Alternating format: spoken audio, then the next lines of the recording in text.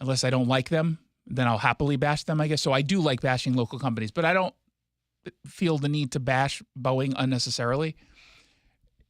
There needs to be an independent third-party review that goes and looks at all of this, because it's possible that both are correct. That yes, there's some weirdness with the alignment, and yes, they are structurally sound anyway. That's obviously possible. And let's also be fair. If there were significant issues that could bring down a plane, it would have brought down a plane, right? And I get that not everything will happen immediately. You're just increasing your risks. Doesn't mean it's ever going to happen. It just means you have a slightly higher chance of something going wrong than you would had you fixed this issue. Again, I don't know. But this is yet another story that has come forward with yet another person who's calling themselves a whistleblower, who have been established as a whistleblower. And it starts to seep into the psyche of the average person who, again, the next time they go looking for a flight, if they say, never mind, I'm just not going to fly this time. And enough people do that. And any of the airlines find out because they're constantly sending out surveys to customers. They're doing research with potential flyers. And they ask these kinds of questions. And if it comes out with all the research, yeah, people just have a general unease with Boeing. Yeah, well, then they go to Airbus. It could happen that quickly. And not that quickly in the sense of overnight. No, it's going to take some time if we ever get there. But they're not going to wait and wait and wait. And they're not going to try to defend Boeing if it's cheaper for them to just go ahead and move with Airbus. Even if they don't think Boeing is at fault for anything, they could still say, well, perception is all that matters. And the perception right now is that Boeing is not a safe company or not a company that takes safety seriously. And if they're at that point where that's what the perception is, that's what the perception is. Delta, Alaska, Southwest, all these, they're not going to be spending money doing press for Boeing if it's cheaper for them to just go with Airbus, which, to the best of my knowledge, hasn't had these kinds of concerns. Certainly not that we've heard in this country. Now, do they have more Airbuses in Europe? Yeah. I feel like we would probably hear those stories too, but we just haven't. But at the end of the day, man, if I'm Boeing, I'm getting out there daily to explain how you're ensuring everything that's being done is checked and double checked and triple checked and quadruple checked. The CEO themselves go down and says, okay, I don't like this fuselage. Give me that wrench. And then tightens it. I don't think I would. It's the guy, right? If it's the guy I'm thinking of, who's the CEO? Because I don't know. I wouldn't give him a wrench. I don't think he can. I don't think he has the upper body strength to do that. But my next guest does. Let's find out what else is trending. What's trending? Let's get political. As we told you last hour, the Bob Ferguson campaign is kind of acting the way you might expect a concerned campaign to act. Going after the challenger, smearing him. In this case, Dave Reichert, former King County Sheriff, former Congressman. The campaign put out a tweet yesterday that had a breaking news tag towards it. A breaking news tag for a video that somehow managed to become a political ad campaign. But in it, it shows from February 21st, Dave Reichert telling a group of Republicans that he believes marriage is between a man and a woman.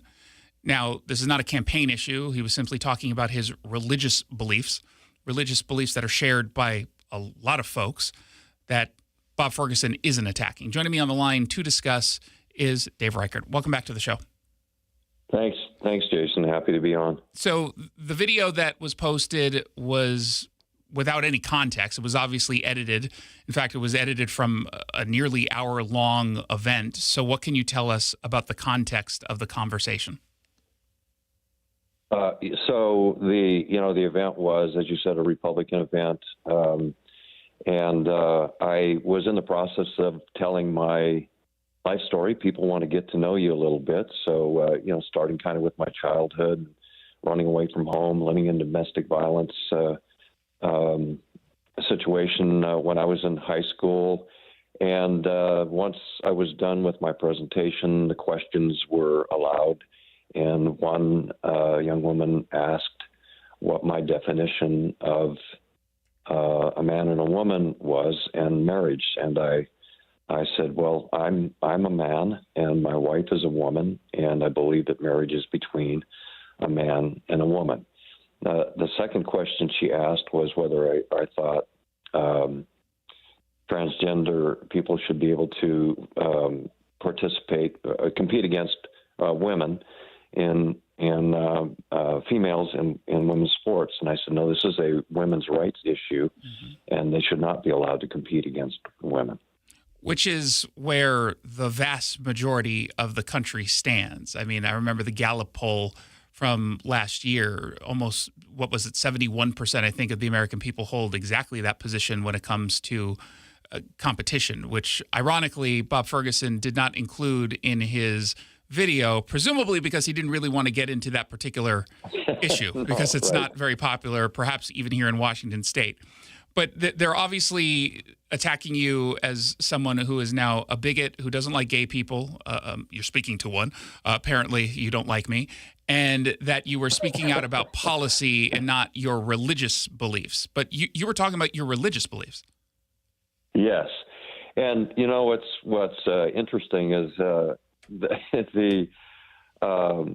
I just find this so disingenuous because you know, as a police officer for 33 years, I protected everyone. I didn't stop and ask what your political affiliation was, what your religious belief was, what your personal beliefs are on any issue. I look at people as children of God, all created by the same God, all created equal. My job to protect everyone. In fact, I want to share this story with you, and I'm hoping that maybe some of your listeners might even have attended this meeting a number of years ago. I was asked to appear before a group of people from the LGBTQ plus community up on Broadway when I was running for my second term as sheriff, and to seek their endorsement. I went to this meeting and full uniform, sat down in the meeting. There were probably 20 plus people there, and the process was go around the room, ask a question of the sheriff. He'll answer the question. Moderator said that obviously we're not going to be in total agreement on everything. We went around. We get to one woman who says, you know, what is your view on marriage? I shared the same view. I'm a Christian, and this is my view. And she became angry. And the moderator was a little bit embarrassed and said, you know, ladies and gentlemen, we said that we would be respectful to the sheriff, realizing that we aren't going to agree on every point, and let's move on to the next person. Well, we moved on, and the next person started their question, and I asked the moderator, could I just go back to this person just for a moment, because that's something important I'd like to share. And I looked at the woman and around the room, and I said, look, we may not agree on this issue, but I will tell you right now, when this meeting ends and all of us in this room walk out onto Broadway, and if any one of you in this room had your life threatened by anyone on that street, I would sacrifice my life for you. And you could have heard a pin drop in that room. I bet. That's what I believe.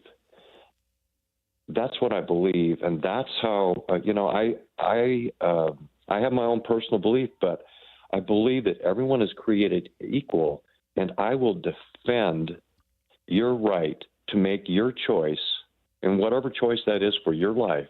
I will defend that with my life, because I have when I was a police officer. And I have that same passion today. Yeah. And the thing is, I mean, literally no one is talking about this issue as a political issue. Literally no one. No one is saying that we need to go back in time and reverse the case law. No one is saying the Supreme Court was wrong. This literally has not come up at all for years and years and years. The only thing that has come up are the transgender-related issues, particularly around sports participation. And yet again, should just point out, even though you're the one being accused of quote-unquote erasing transgender people, and I believe Bob Ferguson in a statement to The Stranger said you deny their existence, you actually were at least talking about the issue. Do you deny the existence of trans people? No, this is going to be this guy's tactic in this entire campaign. Yep. Is to say things about Dave Reichert that are lies, and to say things about Dave Reichert that I would never do. And that's going to be his whole campaign. It's going to be lies, deception, yep. and that's the kind of governor that you can expect. Because if he's going to start lying and deceiving people and spreading fear with the words that he used on this issue on social media, when in fact I also heard that because the comments weren't so positive in his direction, he's now shut down the comment page on that video, but left the video up.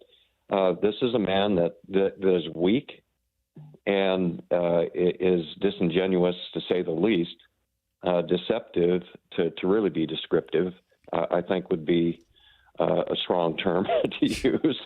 I think people know me well enough that, look, I just want to serve. I just want to make a difference. I want to get us back to where we're safe on the streets, where we can help our people who are our neighbors and friends who are strung out on fentanyl and dying.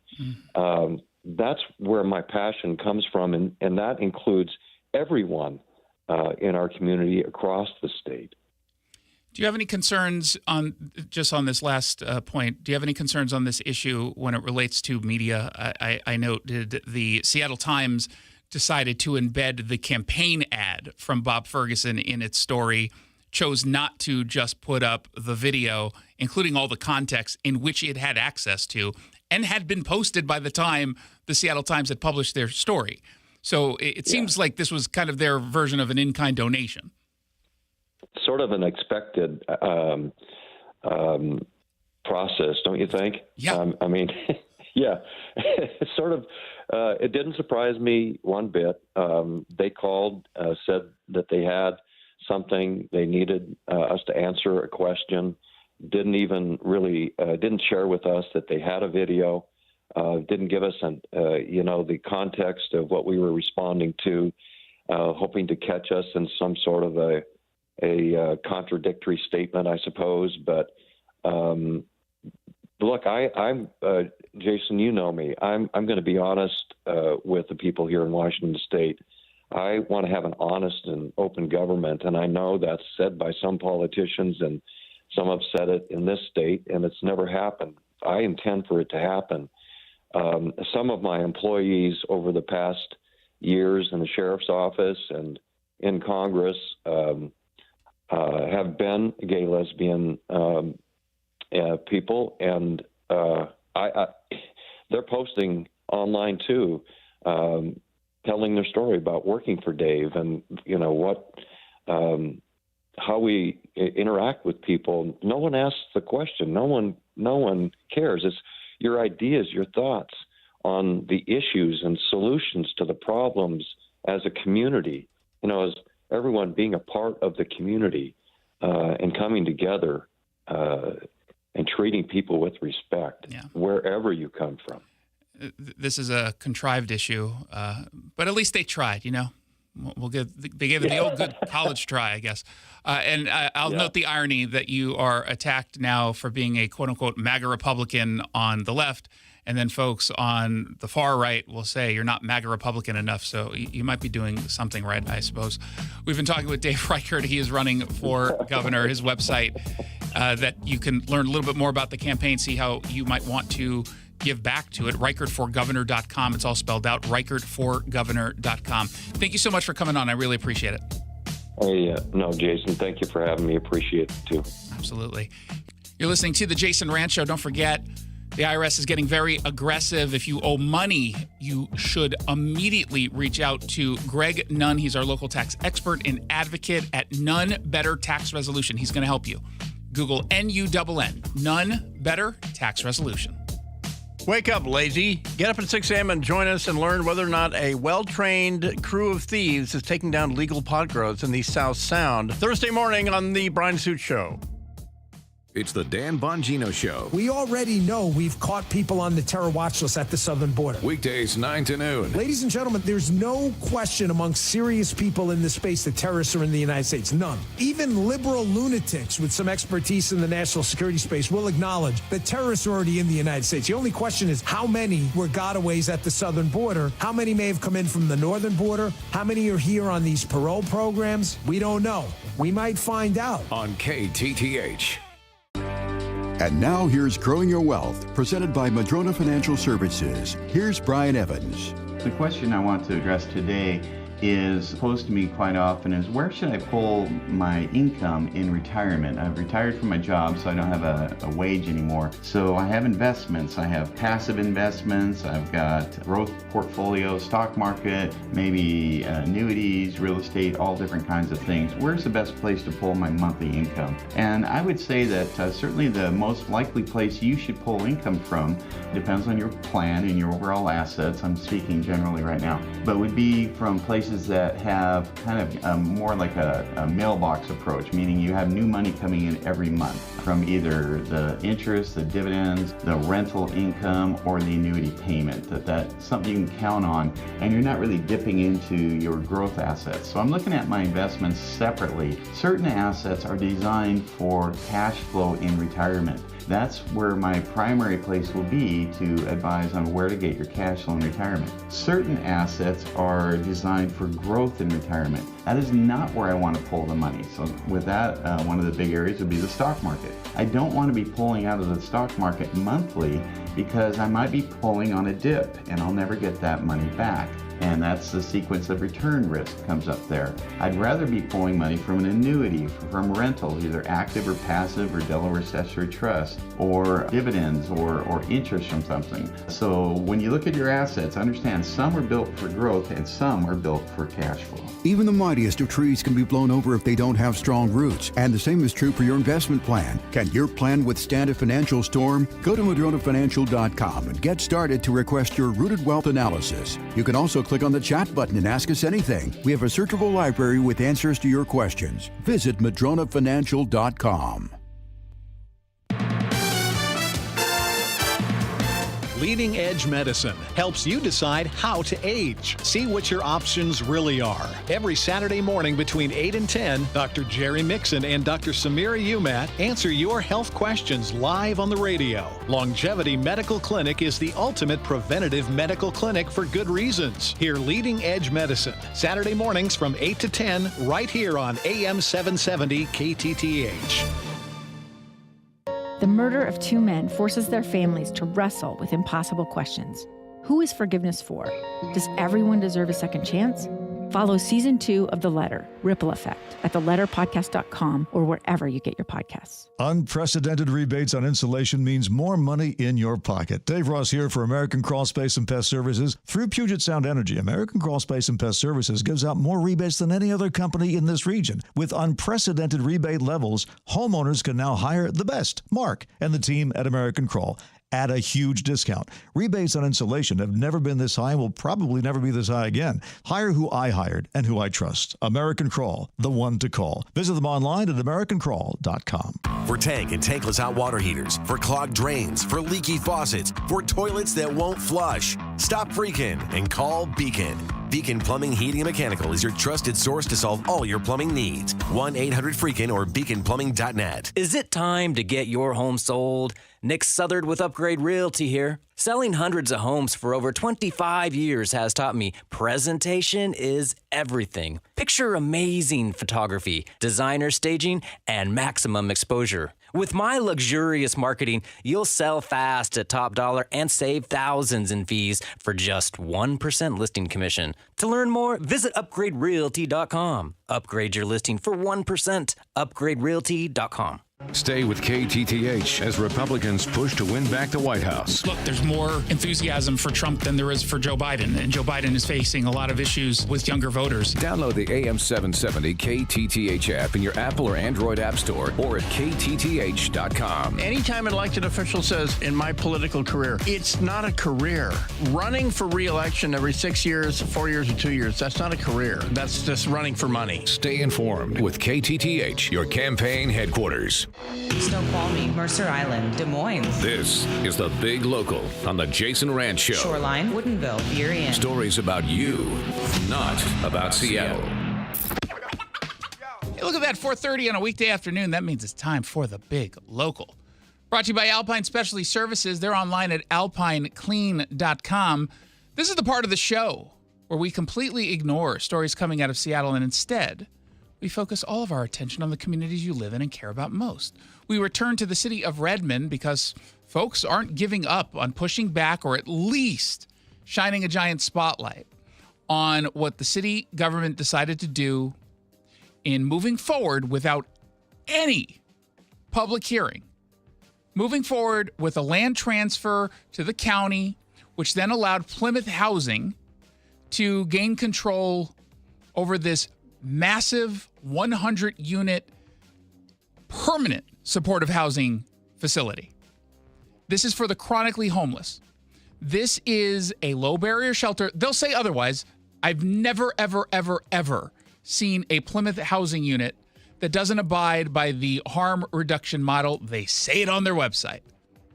And people are mad that they weren't even told that this was snuck in.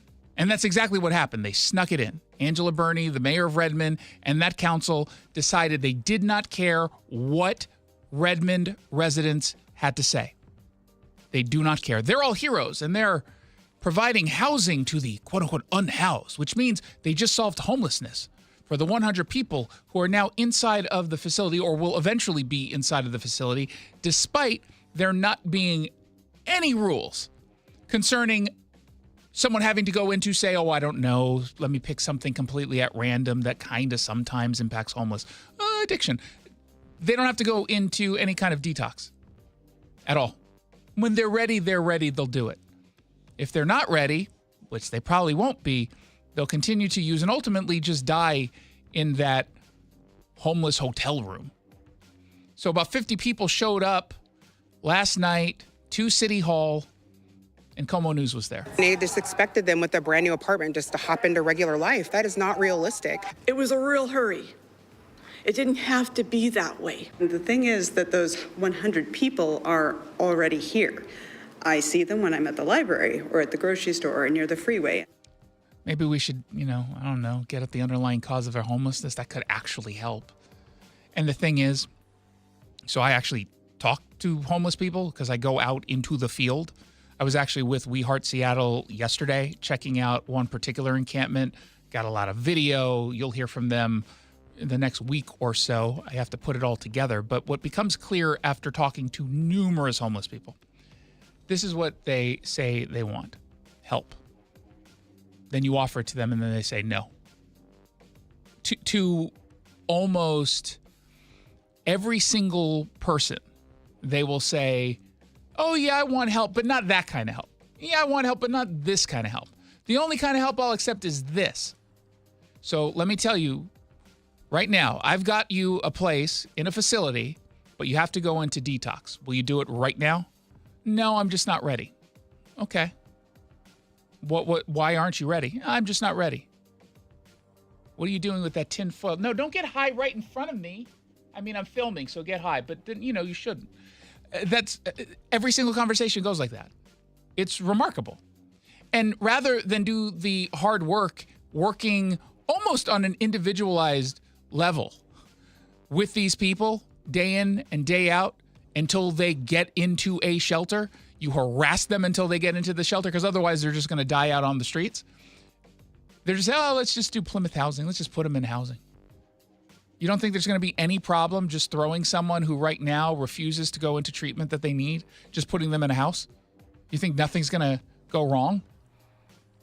Tasha May is a former Plymouth Housing employee. It just bothers me that people are capitalizing off of other people's lives and other people's hardship. I have so many emails that I saved that of me saying, do you guys, like, this is what's happening. We need security here. They would send someone, they would do one round, and they would leave. Yeah. So in other words, she says they don't take security seriously. We know that the folks there don't take drug use seriously, in my view. I mean, we played audio yesterday out of Snohomish County and their council. You had a very common sense ordinance that simply said, we will test for drug contamination in these units. And the Democrats said, no, we can't allow for that. But what if it's so bad that it exceeds state standards? Oh, yeah, what are those standards based on? Meth labs. That's like really high. Oh, but not housing? No, a meth lab. That's higher, right? That would likely be a higher standard because meth is supposed to be there. It's called a meth lab. It's in the name. And you're telling me if that place is contaminated, you are okay living in it, having someone live in it? Well, a homeless person, yeah. I mean, their lives aren't as valuable, let's be honest. That's how they treat it. Why not just acknowledge that? Why not just say you don't view homeless lives as mattering? They're not as important. They truly are props for you to use, for you to take a selfie in front of while you're giving them an oat milk latte that they didn't even ask for to say, I fed the homeless today. Hashtag, I'm a hero. That's all they're doing it for. And they're ignoring all the data that shows what does and does not work. They just go down the path that they want to go down because they think it makes them look good. It doesn't.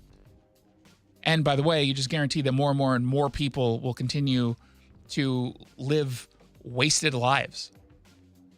I mean, just talk. I guarantee you these folks who are making these decisions at the county level or the city level, like politicians, have never actually gone into an encampment and talked to the people who live there. Because what you find out very quickly is that they are delusional. And I mean that not in a mean way. I mean that literally, sincerely, they are delusional. I'm talking to a guy yesterday who says, they don't even know that we're here. We're forgotten. We're ignored. I'm like, dude, we're literally here. We're standing right in front of you. You just had a camera crew here yesterday. You just told me that you've been offered treatment, but unless it's methadone, you're not going to do it. So what does it mean to not be ignored? Oh, no. I don't know. And I don't say that to make fun of them either. They are dealing with significant issues. The guy I spoke to, all of them I spoke to yesterday, they were all drug addicts. Every single one of them.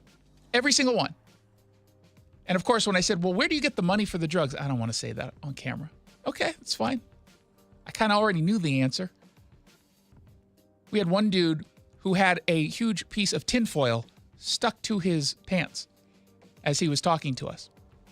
Yeah. Meanwhile, King County council members who care so little about unincorporated King County that probably have never even stepped foot in it, even after getting lost, passed a bill out of a committee establishing a $20.29 minimum wage. $20.29 minimum wage. Now, none of this is ever about employees. It really never is. They tell you that. It's all about helping people. Not really. You get lectured by people like Teresa Mosqueda, who's formerly of the council of a city we try not to talk to during this segment. She failed out of the Seattle City Council. She ended up going into the King County Council so she can continue her scam. She pretends to understand what it is she's talking about. When workers have more to spend, they spend more on their local economies. They spend more on pizza. They spend more on ice cream. They spend it on groceries and rent. They spend it in their local economies and in small businesses. Okay. You can tell that she was really coming from a passionate place of knowledge by the fact that she was reading it unenthusiastically from a script. So what she just said is verifiably false. Everything she just said is verifiably false. And it's made even worse by the fact that when you have a city right next door to unincorporated King County that has a different minimum wage, it kind of has a little bit of an effect on that quote-unquote local economy. You are now forcing some to compete unfairly because others have higher minimum wages, some have lower minimum wages. Same way, somehow higher taxes, lower taxes. All of these things actually play a role. And when you force a company to take on a larger expense, particularly the food industry, those pizza shops and ice cream shops that apparently are all over unincorporated King County, I guess I've missed those, you do realize that ends up costing them profit, and restaurants are razor thin in their profit margin. So what do they do? Any ideas, Jackson? What do they do when they have to take on higher costs? Lay people off. Lay people off? What else? Raise their prices. Oh, well, yeah, that too. It's kind of an obvious one, right? Yeah. It's the obvious one. It's so obvious you didn't think of it first because it's that I thought obvious. It was a trick question. But Teresa Mosqueda pretends that that's not the case because now you have more money at least to afford that pizza that was 79 cents cheaper yesterday. But good news is you got an extra 34 cents after taxes. Okay, no, so now you're really screwed. You're worse off now than you were before.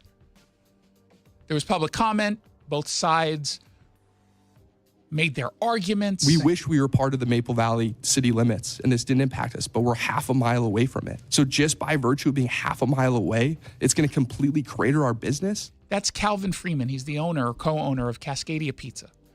He makes the point perfectly. How do we compete as a business, just from a price standpoint, with that pizza shop 5 minutes away that because they're not getting hit with these high prices on labor, they can lower the cost of a slice of pizza? How do we compete with that? Our pizza has to be $3. Theirs get to be $2. How is that fair? How are you helping us? And then you had the MLK labor rep, Shawnee Wheeler James, who doesn't represent or understand businesses, talking about, through the lens of union interests, why this is actually good for business. We know that minimum wage does not hinder growth. It stimulates economic activity, both benefiting businesses and workers. I mean, that's why people often pay $100,000 an hour, because it stimulates the economy. And the higher you go, obviously, the more stimulation for the economy, right? Why didn't we think of this earlier? God, you know what? We are so dumb. Just raising the minimum wage will make the economy stronger, which helps everyone. Let's make the minimum wage $1 billion, right? Let's just go all in. Why do they stop at $20.29? Why not $30? Is there a point in which there's no more benefit? I'm just curious, because they'll never say that, by the way. They just say, oh, just raise it. Okay, so it should be $50. Right? Yes. What's the argument against it? It helps everyone. There's no negative effect at all. How did they get to 29 cents, too? I Down don't to know. the It's cent? all made up. Oh, my God. And as is always the case, there are a whole bunch of different exemptions.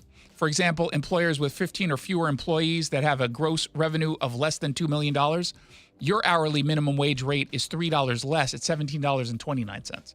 So what's curious about that is, don't those workers deserve a living wage?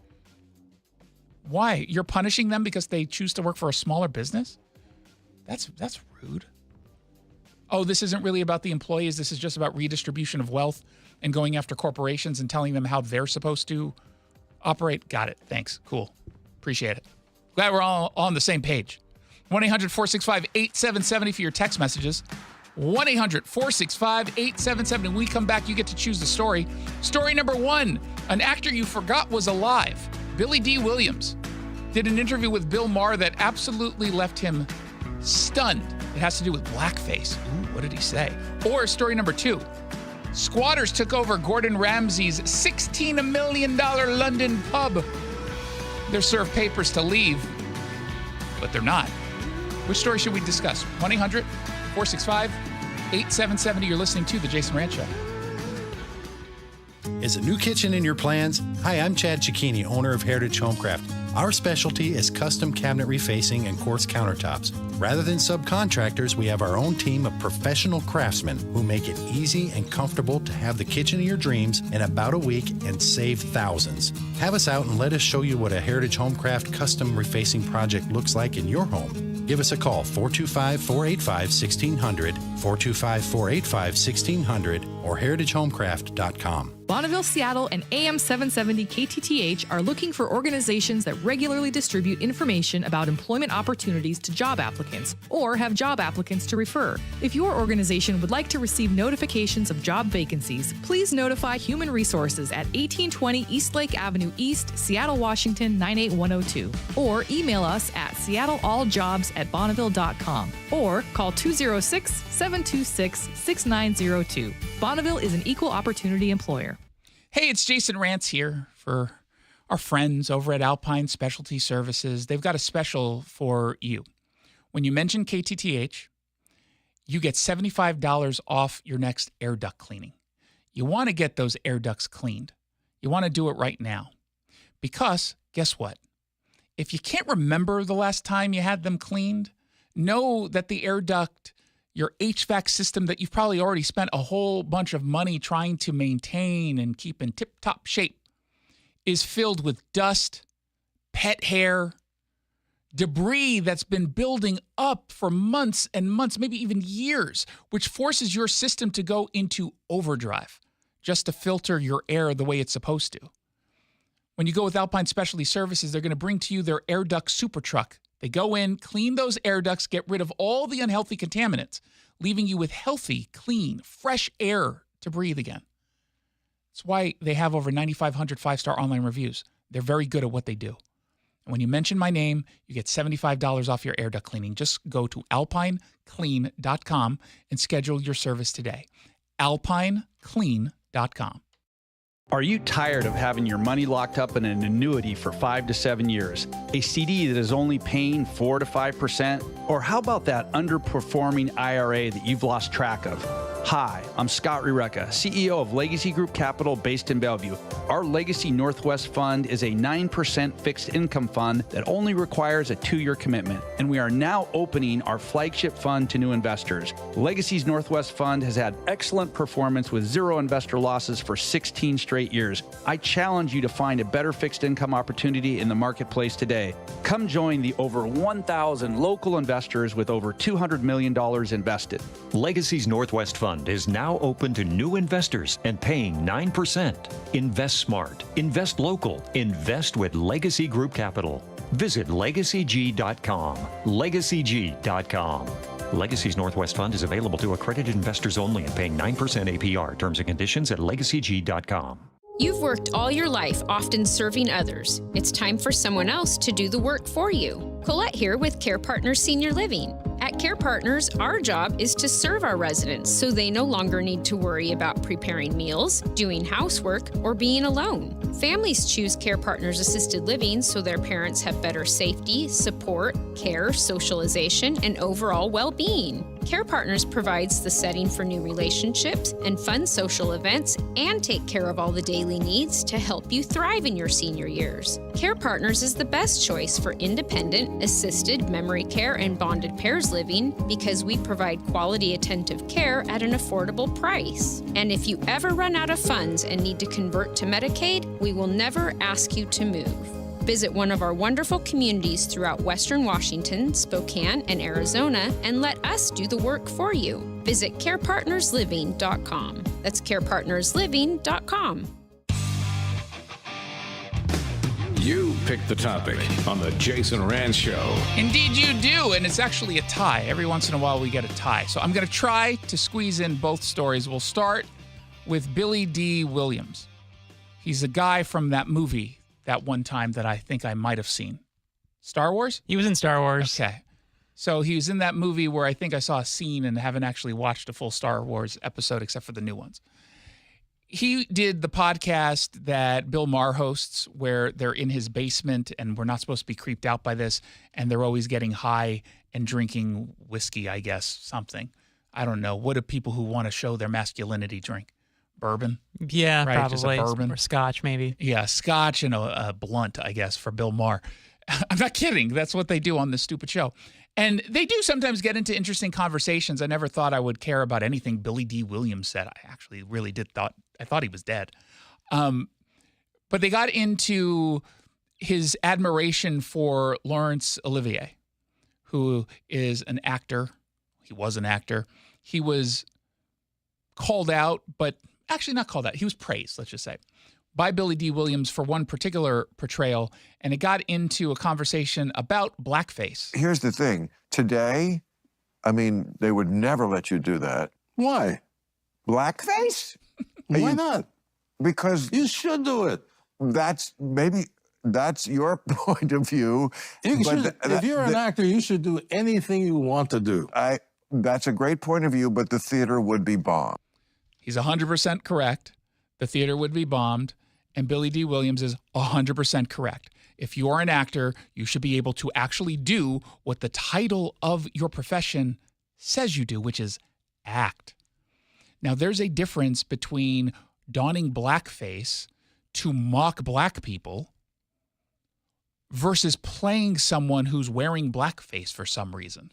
There are characters who might do that. Now, he's obviously not talking, just go ahead and put on blackface and go take on a role. What he's doing there is addressing this bigger cultural shift that the woke left has created and pushed through, which is if it's a gay character, it has to be played by a gay actor. If it's someone who is disabled, you have to get an actor who is disabled in the exact same way. Doesn't matter if you've got Leonardo DiCaprio who said, I desperately want to play this part. Well, it's a Jewish character. We can't have you. Sorry. But I'm the best person for the job. I guarantee you an Oscar nomination. Yeah, no, sorry, we can't do it.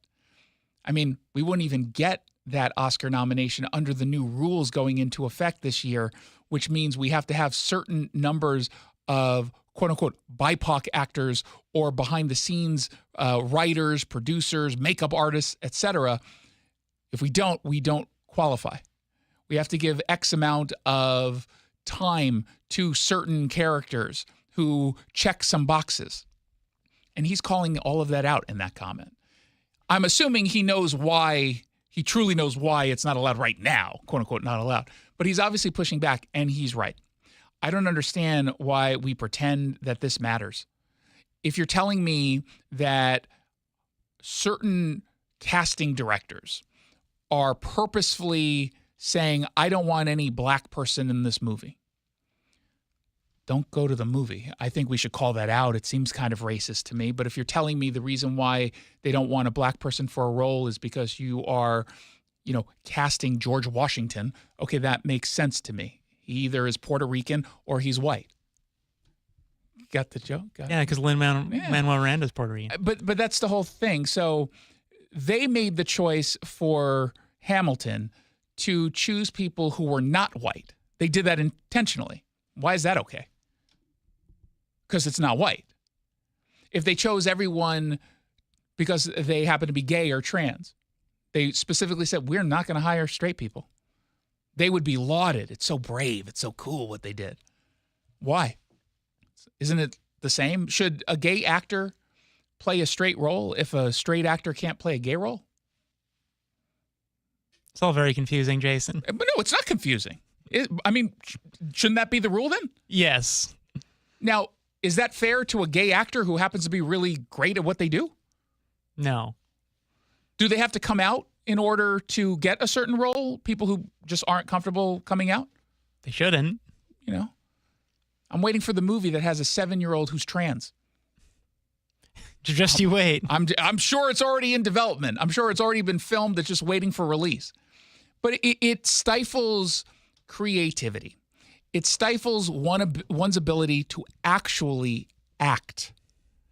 The whole point is not to get someone who is precisely the same off screen as they would on screen. And please spare me this whole, if there were quote unquote white characters and it was integral to the movie. Let's say it was, remember, you don't remember this one, I shouldn't even say it. Losing Isaiah was a movie starring Halle Berry and some actress who's very well known, whose name I can't remember because she's old. And it's a white parent who gains temporary custody for an adoption. She's basically trying to get this kid adopted who's black.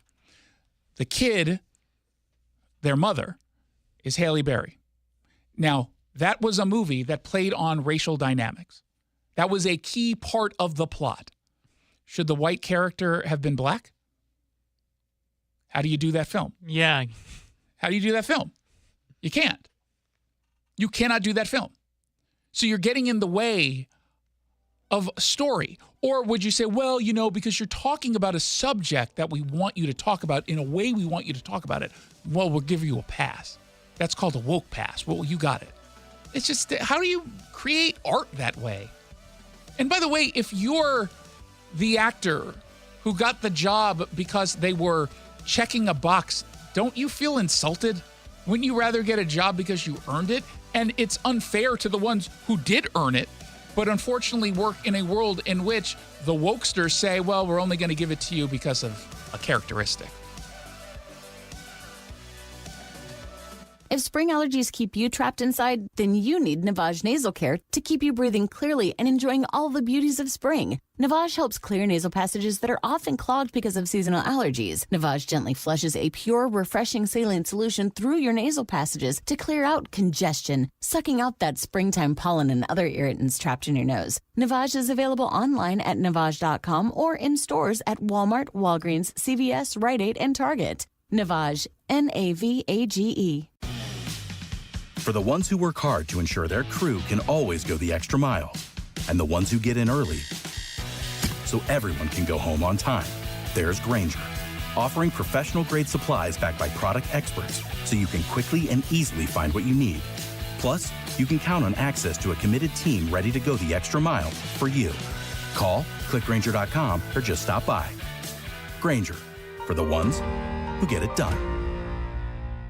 When the hot water needs to be hot, when the drain needs to drain, when the toilet needs to flush, you need to do two things. Stop freaking and call Beacon. Beacon Plumbing, Heating, and Mechanical. On call and there when you need them most. 1-800-FREAKIN or beaconplumbing.net. John Curley here for Longevity Medical Clinic. I have to tell you, I don't know where I would be in my life without Longevity Medical Clinic. I've been a patient for 15 years. It's so easy to get started. Schedule a free health analysis appointment online with LongevityMedicalClinic.com. During your visit, you're going to spend a full hour with your doctor to craft a comprehensive health plan tailored to your exact needs and lifestyle. I've been able to reduce my risk for serious disease like heart disease, diabetes, and cancer. Longevity will help you plan for long-term well-being and personalized health care. The approach is really simple. It's proactive. It focuses on prevention, going beyond the traditional model of just merely managing your symptoms and treating conditions as they arise.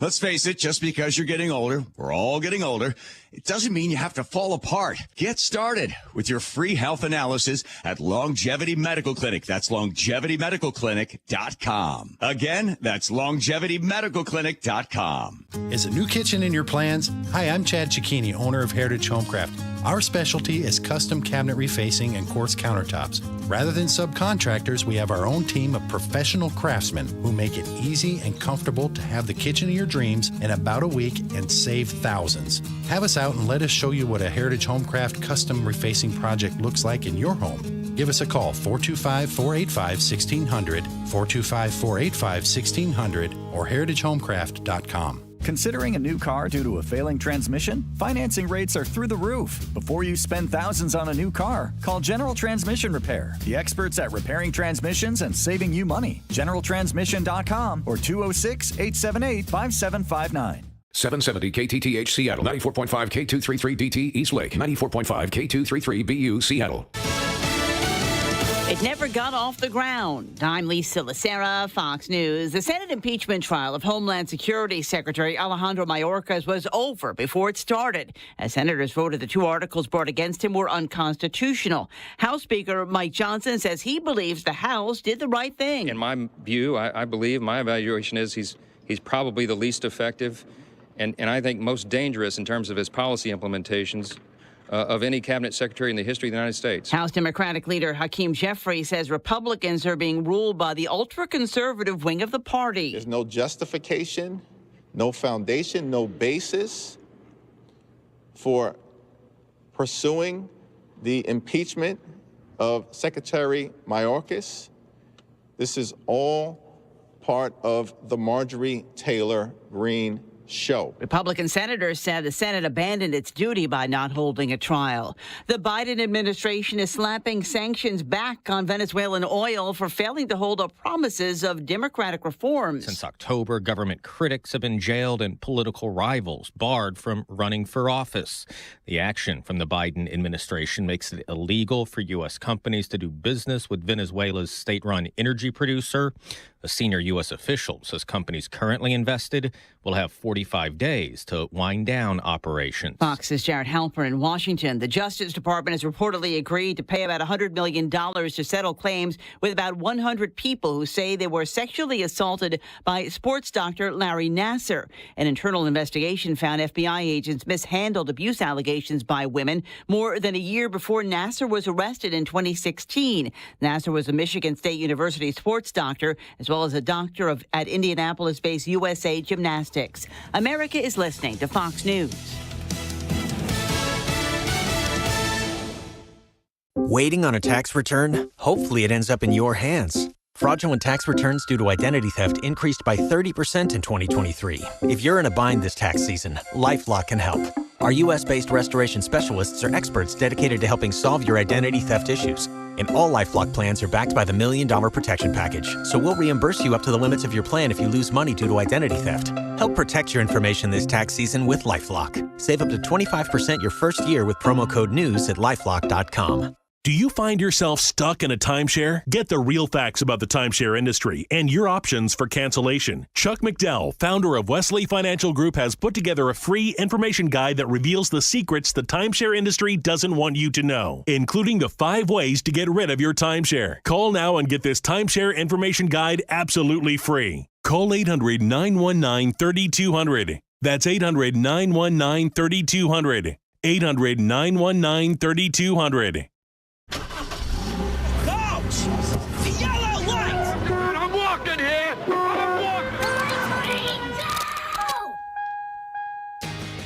Good afternoon and welcome to the Jason Rantz Show on AM 770 KTTH. We are streaming live on the KTTH smartphone app. If you don't have that app, you should download it immediately. Another day, another outrageous crime involving a juvenile. That's what's trending. What's trending? Crime. According to the Seattle Police Department, they arrested a 17-year-old and a 22-year-old. Both male. Both, they say, were involved in an armed carjacking at a drive-through ATM. They've got the surveillance footage.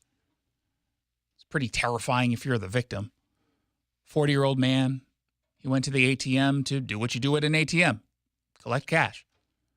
And it was at that point, police say these two pulled up to him, then went up to him, pulled out a handgun, demanded his keys, his cell phone, the money that was coming out of the ATM. The victim did what you're supposed to do in a situation like this.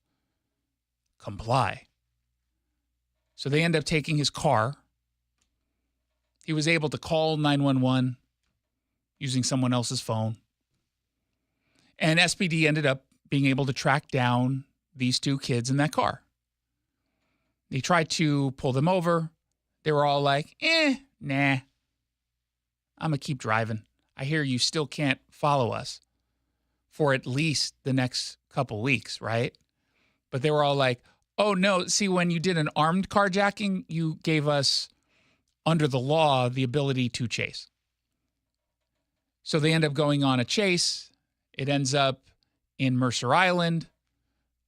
I don't know why they thought they would just go to Mercer Island and all of a sudden they would get out. Like, really? It's an island. What's going to happen? You're just going to get stuck in traffic. Where are you going? Seriously, like, why would you take I-90?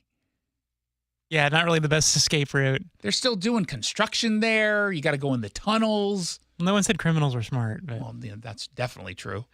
So police say they found a handgun, which whoever was in the passenger side of the car ended up throwing out of the window. That's what they say. They were able to track that down, and they ended up making an arrest.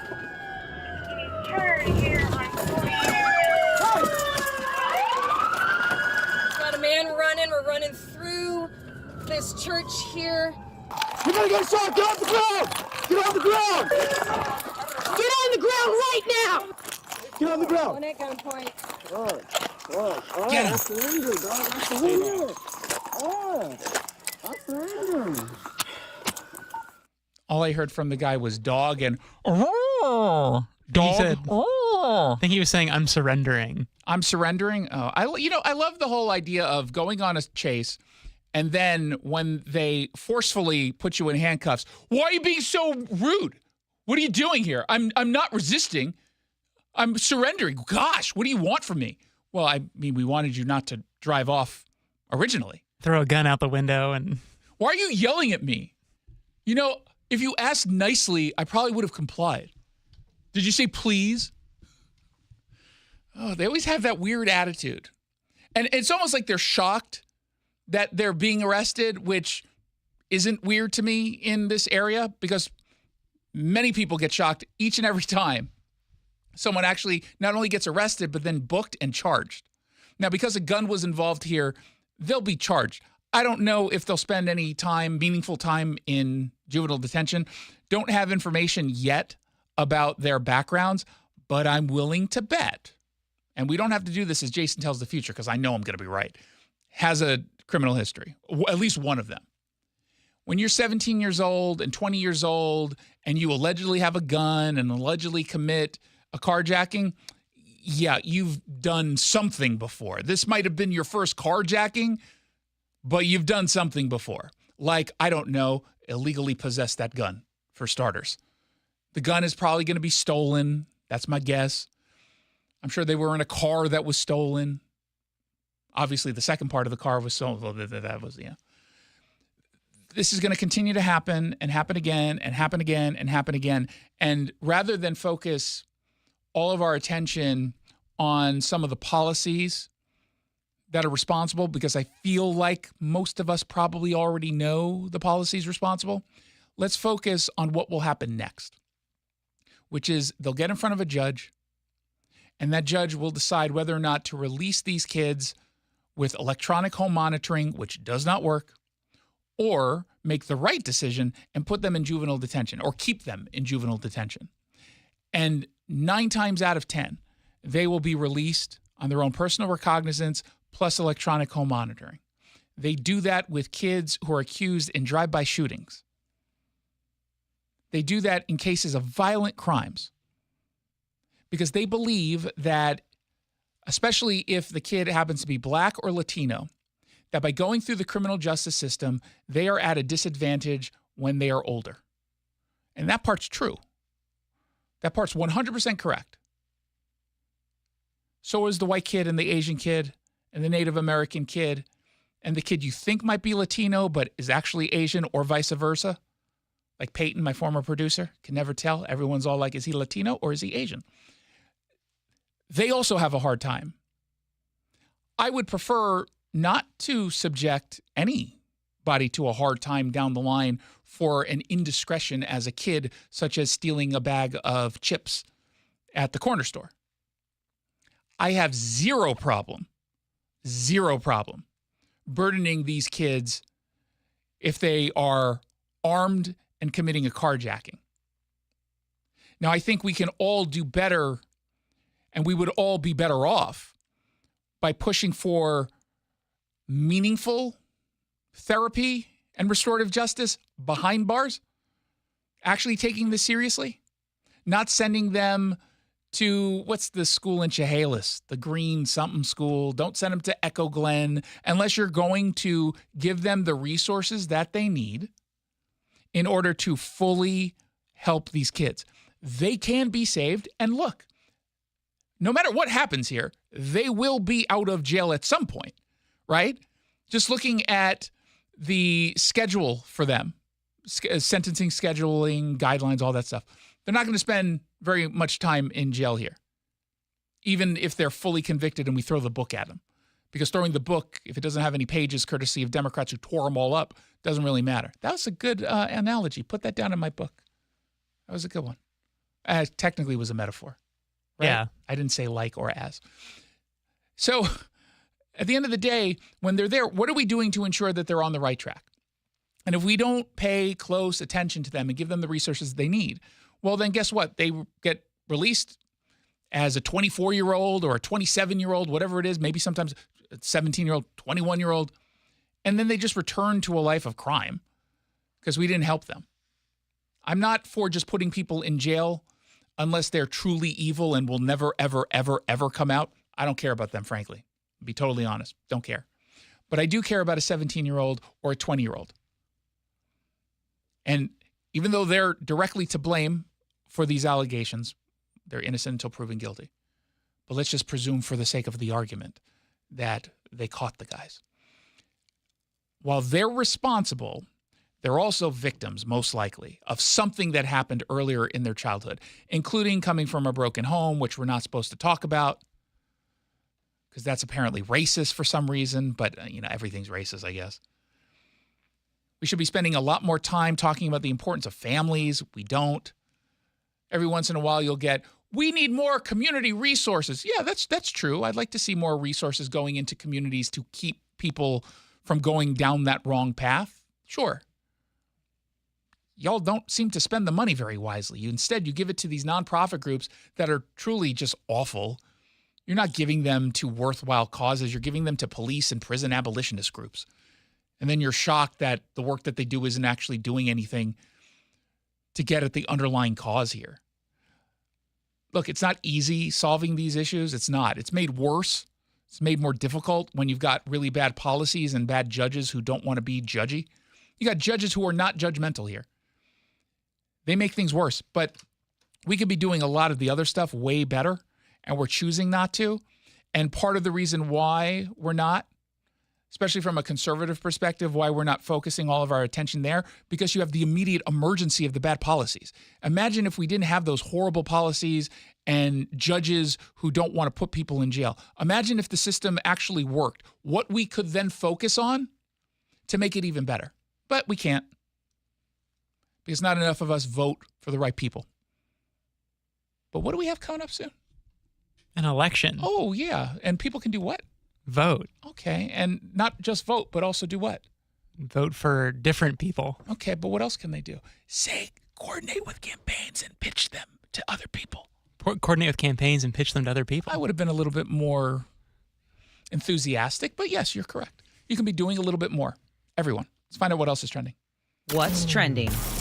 Weather-pocalypse-mageddon. Weather-pocalypse-mageddon. I feel like someone printed out the show sheet before they were supposed to. Possible. Likely?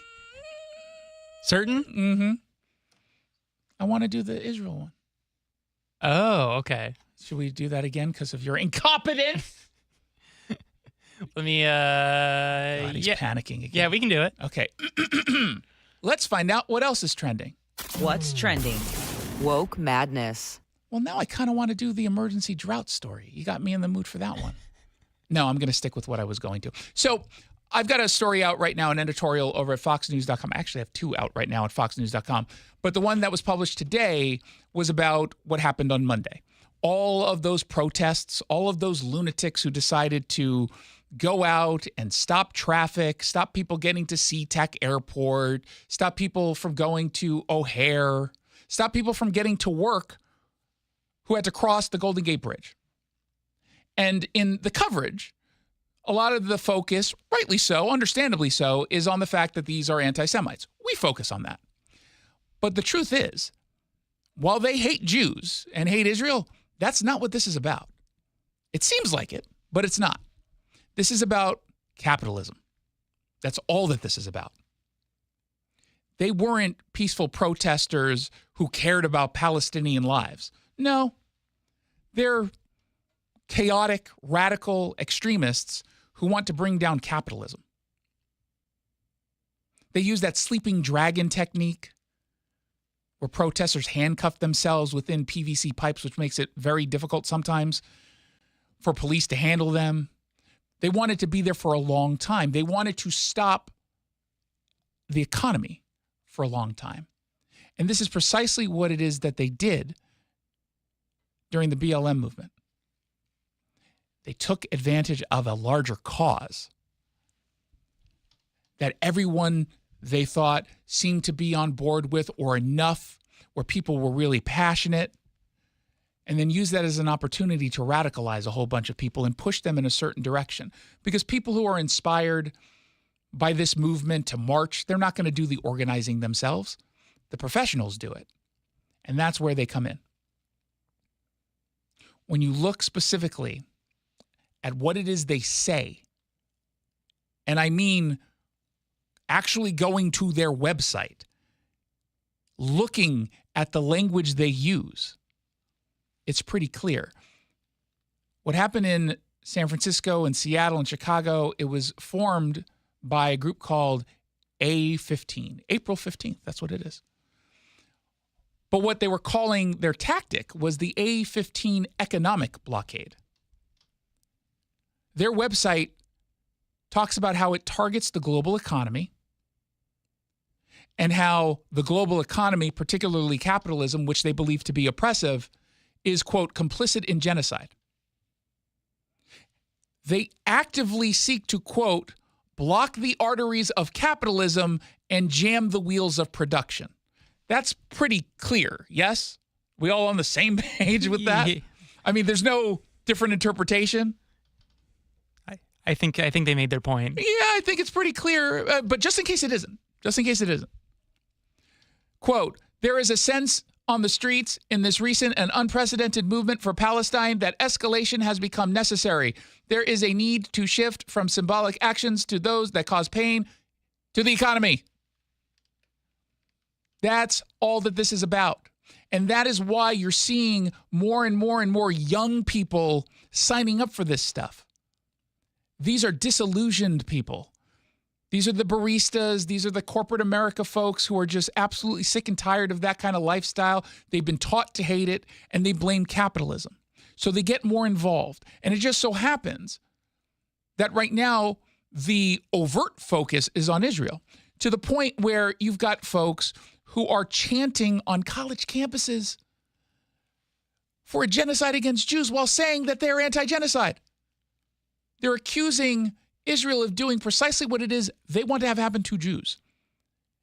And it's not always easy to defend those positions unless you've got adults that are on your side. And they have a lot of adults on their side. Professors who jump all in and say some of the nastiest stuff you can think of. You've got folks who are students from different countries who are just jumping on board.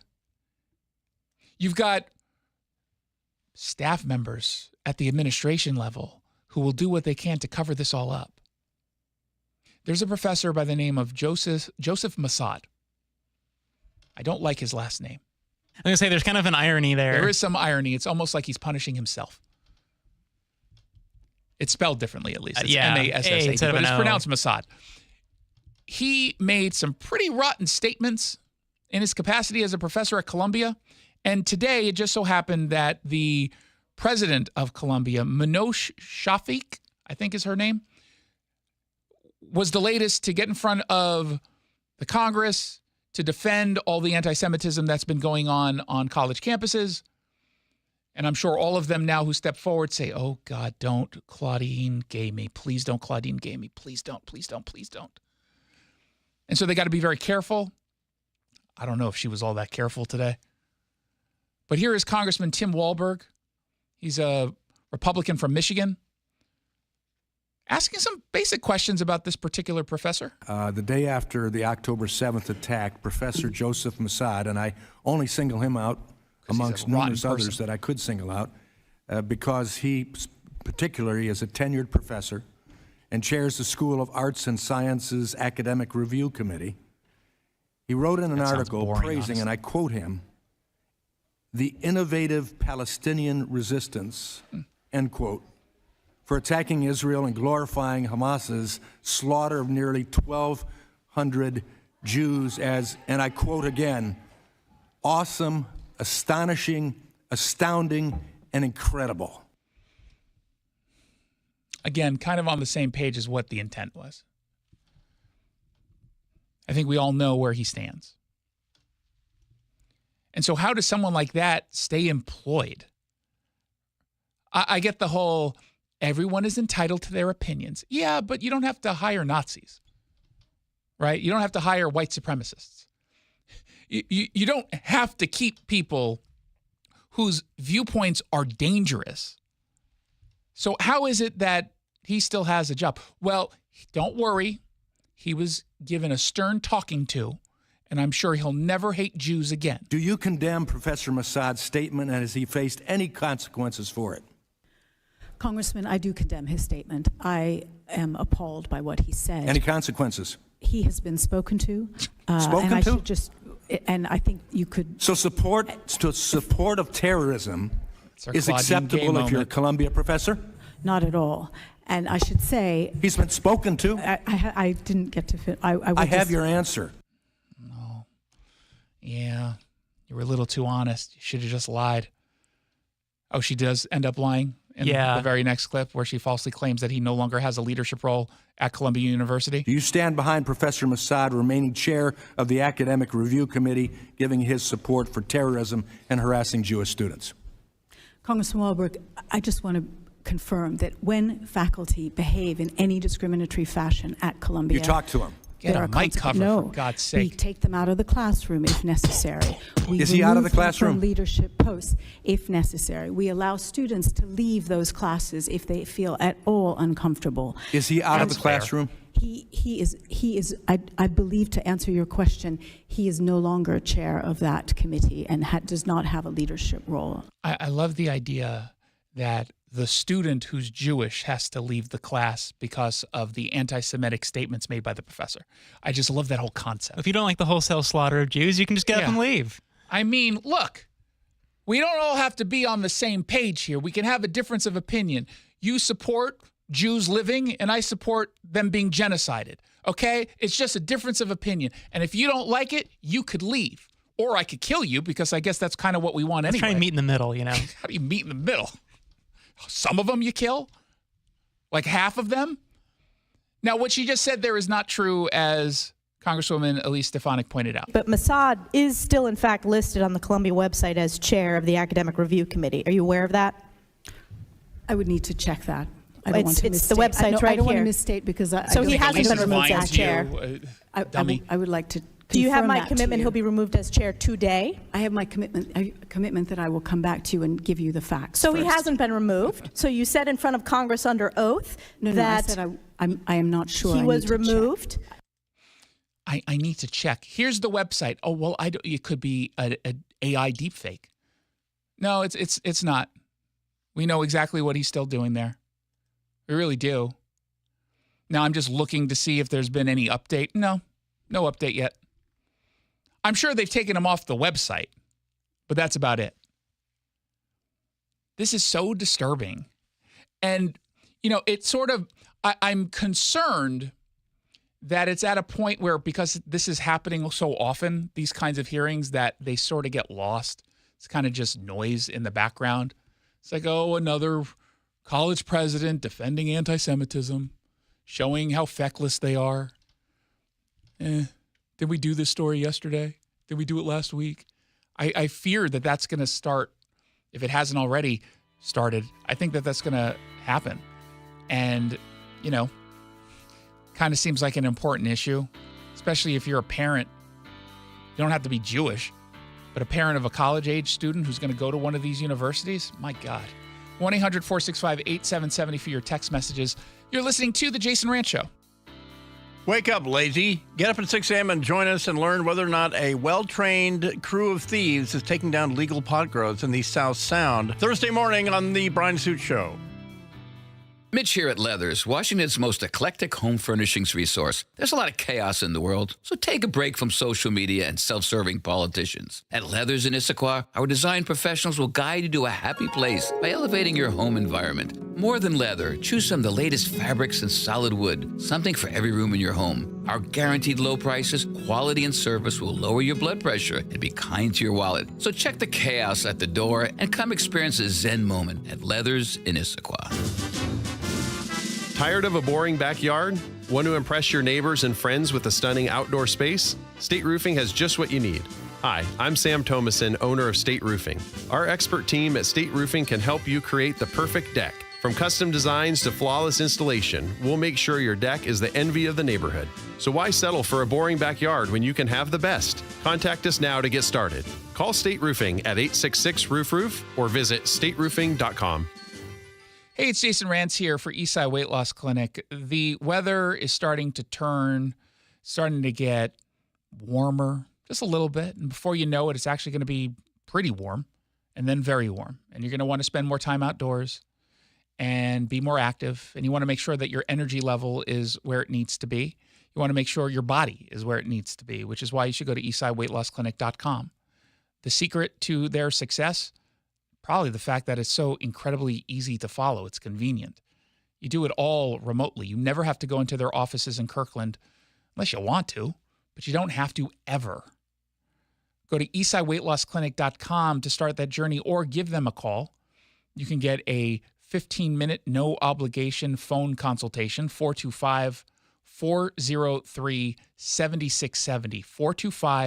425-403-7670, or online at eastsideweightlossclinic.com. Dr. Ryan Coogan, D.C. Results may vary. Everybody likes free money. This is David at Northwest Safe. The best time to buy a safe is when the factory helps pay for it. Through April, factory rebates will save you hundreds on the Liberty Safe you need. Liberty Safes are better built, have the best warranty, and unlike their competition, are made in the USA. At Northwest Safe, we have more safes on display, unmatched service, and the best in-home delivery. See us online at nwsafe.com. That's nwsafe.com. Security is a high priority these days. Does your home or business feel safe? Keep unwanted intruders out with Security Gate and Access. They're the experts in custom gates, access control, electric fences, and video surveillance for homes, neighborhood communities, government facilities, and commercial properties. Security Gate and Access can help you protect your family, customers, employees, and merchandise. Safeguard what's most important to you. Go to sgawa.com. Protect, secure, and deter with Security Gate and Access. Hey, it's Mike Salk here, and this is the time of the year when all of a sudden you start seeing the ants walking along your countertops, heading after a piece of food or a wrapper, or maybe just into a drawer. Where do they come from? Who knows? But they're in your house and they're driving you crazy. Or maybe it's other bugs, or even worse, rodents. That's when you call Crawl Pros. They have a full-service pest control division, Pest Pros, to prevent bug and rodent infestations from reoccurring. They came out to my house and conducted a free corner-to-corner inspection. Now, it's especially important to keep a close eye on any signs of pest intrusion in your home during the spring. That's when rodents are in the peak of their reproductive season. So if just one makes it into your home, it could quickly turn into hundreds that can cause damage to insulation, wiring, even structural features. Or you may see an increase in bugs, specifically ants, this time of year, as they are looking for a food supply. If you are worried about any type of critter that's made its way into your home, I want you to call Pest Pros or visit gopestpros.com to schedule a free inspection. Bonneville International radio station contests are open to participants 18 years of age or older that are residents of Washington State unless otherwise specified. Employees or agents of the station, Bonneville International Corporation, other area radio stations, or any entity associated with the contests are not eligible to win unless the station otherwise specifies at its own discretion. Persons who have won in the last 60 days from a station contest or event may not be eligible. Full general contest rules are available on KTTH.com or in person at the station during regular business hours. The Jason Rantz Show. Here to react, Seattle Talk radio host Jason Rantz. And the rise of soft on crime laws and policies have made it worse. Our man in the Pacific Northwest, Jason Rantz, is on that. You keep on bringing her these extraordinary stories from Seattle. It's amazing. Long form. Right now, there's a pilot program underway in the city of Seattle, and if it's successful, could potentially change policing, not just in Seattle, but really all around the region. It's a dual dispatch where members of the CARE team, stands for Community Assisted Response and Engagement. They help officers handle the nonviolent cases where someone is dealing with some kind of crisis, persons in crisis. We're talking about, in a lot of cases, though not always, folks who are homeless, folks who are dealing with a mental health crisis. And it could go in a way that gets embraced in a much bigger way. Certainly that's what they're hoping for over at the CARE team, which is run by Chief Amy Smith, who joins me now. Welcome to the show. Thank you. So generally speaking, when we're talking about someone in crisis, especially in the context of the pilot program, for the most part, it sounds like we're potentially dealing with people who are either homeless and or dealing with some mental health issues. Yeah, that's right. Those are the most common calls for service. So take us through how the program works specifically. Yeah, so the care team responders are on police channels, listening to the same radio. And when calls come in to 911, which I also have oversight of, if they are screened to be low priority, low acuity, so priority 3 or 4, we know somebody needs help, somebody some risk. We see folks wandering through traffic, muttering sometimes, or crying, or in some kind of distress that doesn't look like it's overdose. We don't see any weapons, any concern about violence. Then the team is dispatched downtown. So it's between 11 a.m. to 2300, 11 p.m. But they're dispatched at the same time as police. And so generally police show up. They can be there for just a minute. It basically is the police co-response model, but I've got 2 different vehicles so that police can say, are you good here? Clear the scene, and then they move on to another call. So my primary objective is to get cops to high acuity calls. I've got to get folks out to priority 1 within 7 minutes. Right now I can't do it. There's just too many calls for service. And that's obviously been an issue that has plagued this department and really just the city for several years. Yeah. Obviously started around COVID and really had to do with, I think, the BLM movement kind of pushed cops out, and the staffing situation, Right. especially amongst patrol officers. We have the HR numbers we went over last week. I mean, you're just talking about a little over 430 patrol officers who can work, and obviously they're not all working at the same time.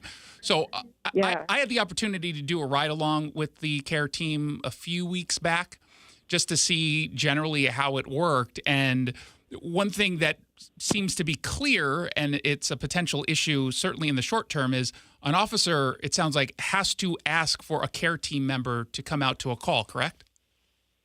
Well, they can be dispatched at the same time, or they can go in secondary response mode, which is when the officer is requesting. So it just kind of depends on availability. And we're still figuring out the screening process. In dispatch, they were part of SPD. And so it is a novel concept for folks inside the system to think about having another resource that's, a master's level behavioral health specialist. All of my folks have already worked in crisis response for years. 2 were CSOs. But that's part of it, getting buy-in and dispatch to know, no, we're being very cautious about this. It is very valid, I think, the fear of sending unarmed responders to calls right now. That's a valid fear. I know there's a lot of fear, inside the fire department as well, because the side effects of fentanyl are unprecedented. It is different out there right now. And so I'm always very quick to acknowledge that. So, sometimes we're just dispatching primarily. The care team goes out, but then very often we're not getting the protocols right. I'm sending cops to a call. They get there. They're like, this is not for us. We do not need to be here. And they'll call on care, or they'll call on a community service officer, a CSO. There's wild overlap. Both units can do a lot of the same types of work. I got the impression that officers were not yet really utilizing the services to the extent, I think, that the department would hope for. Is that still a general case? Yeah, I think it's actually not being used to the extent that police command hope for. Yeah. I'm feeling, I'm a little bit more patient with the rollout because I know it is a new concept. We're trying things out. We're figuring out, it's almost like choreography, how best to do this. Are there calls that care should just go to, especially for high utilizers? We already know someone. But there's a lot of urgency in police command.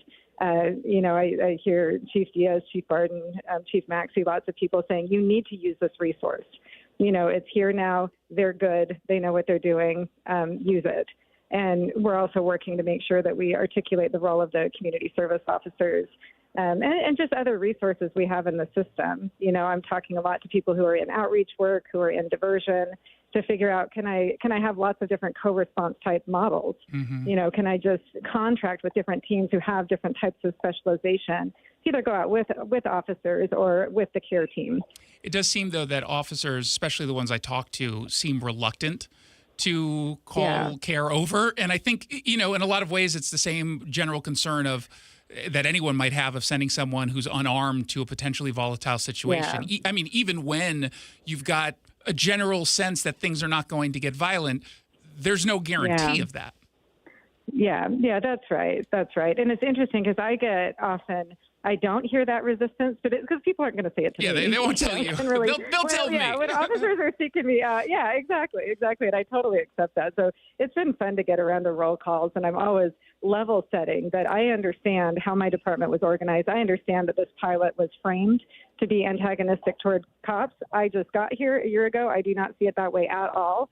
And I think I'm uniquely poised to comment, on the work of officers. I'm in 911. I am watching and listening and observing around the clock. And so I think that's part of it. I'm just wrapping up a year, and I think people are starting to believe that I absolutely mean what I'm saying. I am convinced that this is the right philosophy to design with police and with fire. And I feel like if we had just set up a third department, like in the 60s when we started seeing a lot of mental health crisis, we started seeing more PTSD, more dependency, the domestic disputes that were nonviolent in nature. Like, what if we just started sending social workers then? I think that would have been such a better approach, which would have reduced this burden that was always on officers, to respond to virtually every single concern in community. Like, that is just an irrational design. It would be horrible for any human to feel like they had to have every single skill from every profession. And that's basically how it's been. We're talking with Chief Amy Smith. In addition to overseeing the department for 911 calls, she's overseeing this new pilot program. It's a dual dispatch program where members of a non-police team go out into the field dealing with some folks who are dealing with a crisis. Right now, there's some significant limitations because it's part of a pilot program. And as I was thinking about writing through my experiences when I was on this ride-along, there was one point that just kept coming in my head, which was, in a lot of ways, it feels like because of the amount of rules that are involved, and even though I totally understand it, it's almost like it was designed to fail in that, you know what I mean? Like, there has to be some level of, I don't know if aggression is the right word, but, got to be proactive. And, I'm seeing that you can't proactively approach someone who's homeless and in the streets and clearly is in need of, some kind of intervention outside of obviously an emergency where someone's getting an overdose, needs Narcan. But outside of that, just walking by and being present is important, but not being able to be proactive is a bit of a head scratcher to me. Yeah, I agree with you. I mean, I was pretty naive coming in. I've never been around bureaucracy at all. I've been at these generally smaller, mid-sized, very nimble nonprofits where as fast as you can get the funding and have a proper philosophy and academic premise, you go to work, and we have to design in a way, like, I don't know what this team can or should do until I get out there and start trying things and see where the need is. And so I've realized, that, and I think it's not just Seattle government, I think it's everywhere. It's like we want to sit in a boardroom and design a perfect thing, but that's not how it works. And as fast as we figure one thing out, we're seeing it right now with fentanyl, right? We hadn't even figured out meth at all. and then fentanyl came online, and we didn't, like in supportive housing and some of these environments, we didn't contemplate a smoked drug, basically. We really didn't. We weren't prepared for that. And now I'm seeing, now we've got tranq, and we don't know how to respond to that. And so I do feel urgency around acting and designing, being really transparent about what appears to be working and what's not working. And to your point, you cannot stipulate, every single tiny, minute detail of a pilot that's intended to respond to crisis, because every situation is different. And it took me a few months to realize call types don't even matter, actually. They really don't. They're premised on what somebody's observing, what they're guessing. And what's really interesting from a research perspective is what did it turn out to be, right? Yeah. What did we think it was? We are typing things incorrectly all the time. And in 911, last year there was over 5,500 person down 2 priority types and fewer than 200, I think, priority 3 down types. And I just knew, because I walk around downtown, that is not right. That is not right. That is presuming all of these folks who are napping and muttering and, that they're all violent. No, they're not. But it made a lot of sense to me that in 911, they're making things too so that somebody will go, because I don't have enough officers. You see what I'm saying? Yeah, so it's and I think it also brings up 2 important points here. Number one, to a certain degree, you're not really ever going to fix a poorly observed 911 call, right? I mean, if I'm calling 911, it's not because I'm, trained to look for certain things. It's just what I think I see in the moment. But number two, you're also dealing with the fact that it's also true that just because we think something might be priority 3 or priority 4 doesn't mean it actually is priority 3 or priority 4. And you know this, you have one screw up in which one of your care team members gets harmed or worse, then the entire program is going to be called out and probably go away. Yep. Yeah, no, I agree with that. I mean, we see that precedent everywhere, and I'm always trying to level set and be very candid. Anyone could be hurt. Anyone could be shot. I mean, kind of in this country, but certainly in the city right now. We have first responders who are harmed all the time, and it is tragic, and we do everything we can to design against that. But this happens, again, I'm from a social work background and, have been around. I've been in a lot of environments that were fraught, and I still am. I'm basically looking at crime and crisis hotspots, and I'm hanging out there to try to understand what's happening. I assume a level of risk to do the work that I'm doing. I try to manage that risk, but the proper response is just to train people to be nimble, to be improvisational, to really understand, like, when you have a new drug come online, how does that show up? I feel a lot less safe now than I did 10 years ago, because I can see by the data, behaviors are way more erratic, and it's a lot more random, what we're seeing. It used to be, I hear people often talk about, folks who are unsheltered, and they weren't seen to be a threat generally, right? You grew up and you were used to seeing the same few people hanging out in an area, and it was largely just benign, sad perhaps, but not something that we were scared of. And so things are different right now. Jason, at the end of the day, I care so much about people. I really do. I care about all the people. I know I've got to get folks indoors. People should not be dying on the streets. They shouldn't be smoking fentanyl on the corner and overdosing. And I can see it's going to happen again tomorrow and the next day and the next day. Mm-hmm. It cannot be like this, and I do know I've got to do something to support law enforcement right now.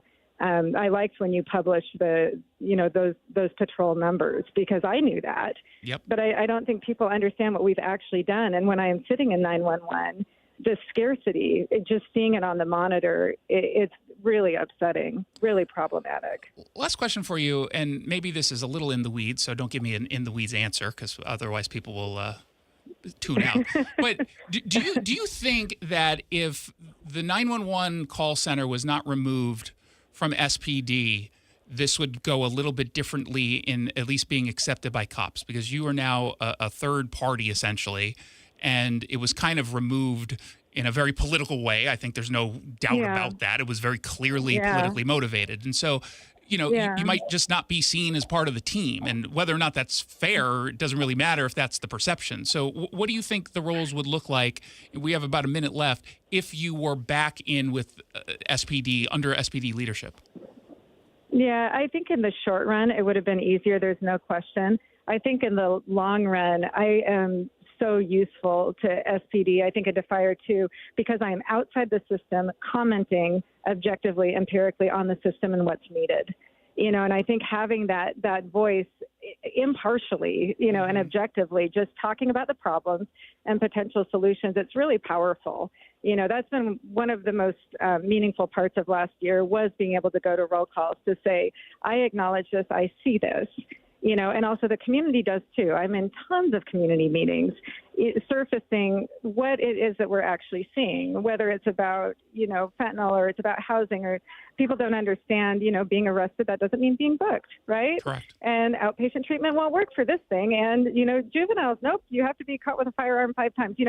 There's a lot of different things that people just don't understand. And so I think we got a little bit lucky that I have the temperament that I do, and I am who I am, because I think if you had a different leader come in that was very antagonistic toward the system, boy, I think it would have been a mess. No kidding. And you just you leak something unintentionally, not leak necessarily, but people don't realize that juveniles have to get caught basically 5 times with a gun before it even registers within the city and county. I had to fact check that. Yeah.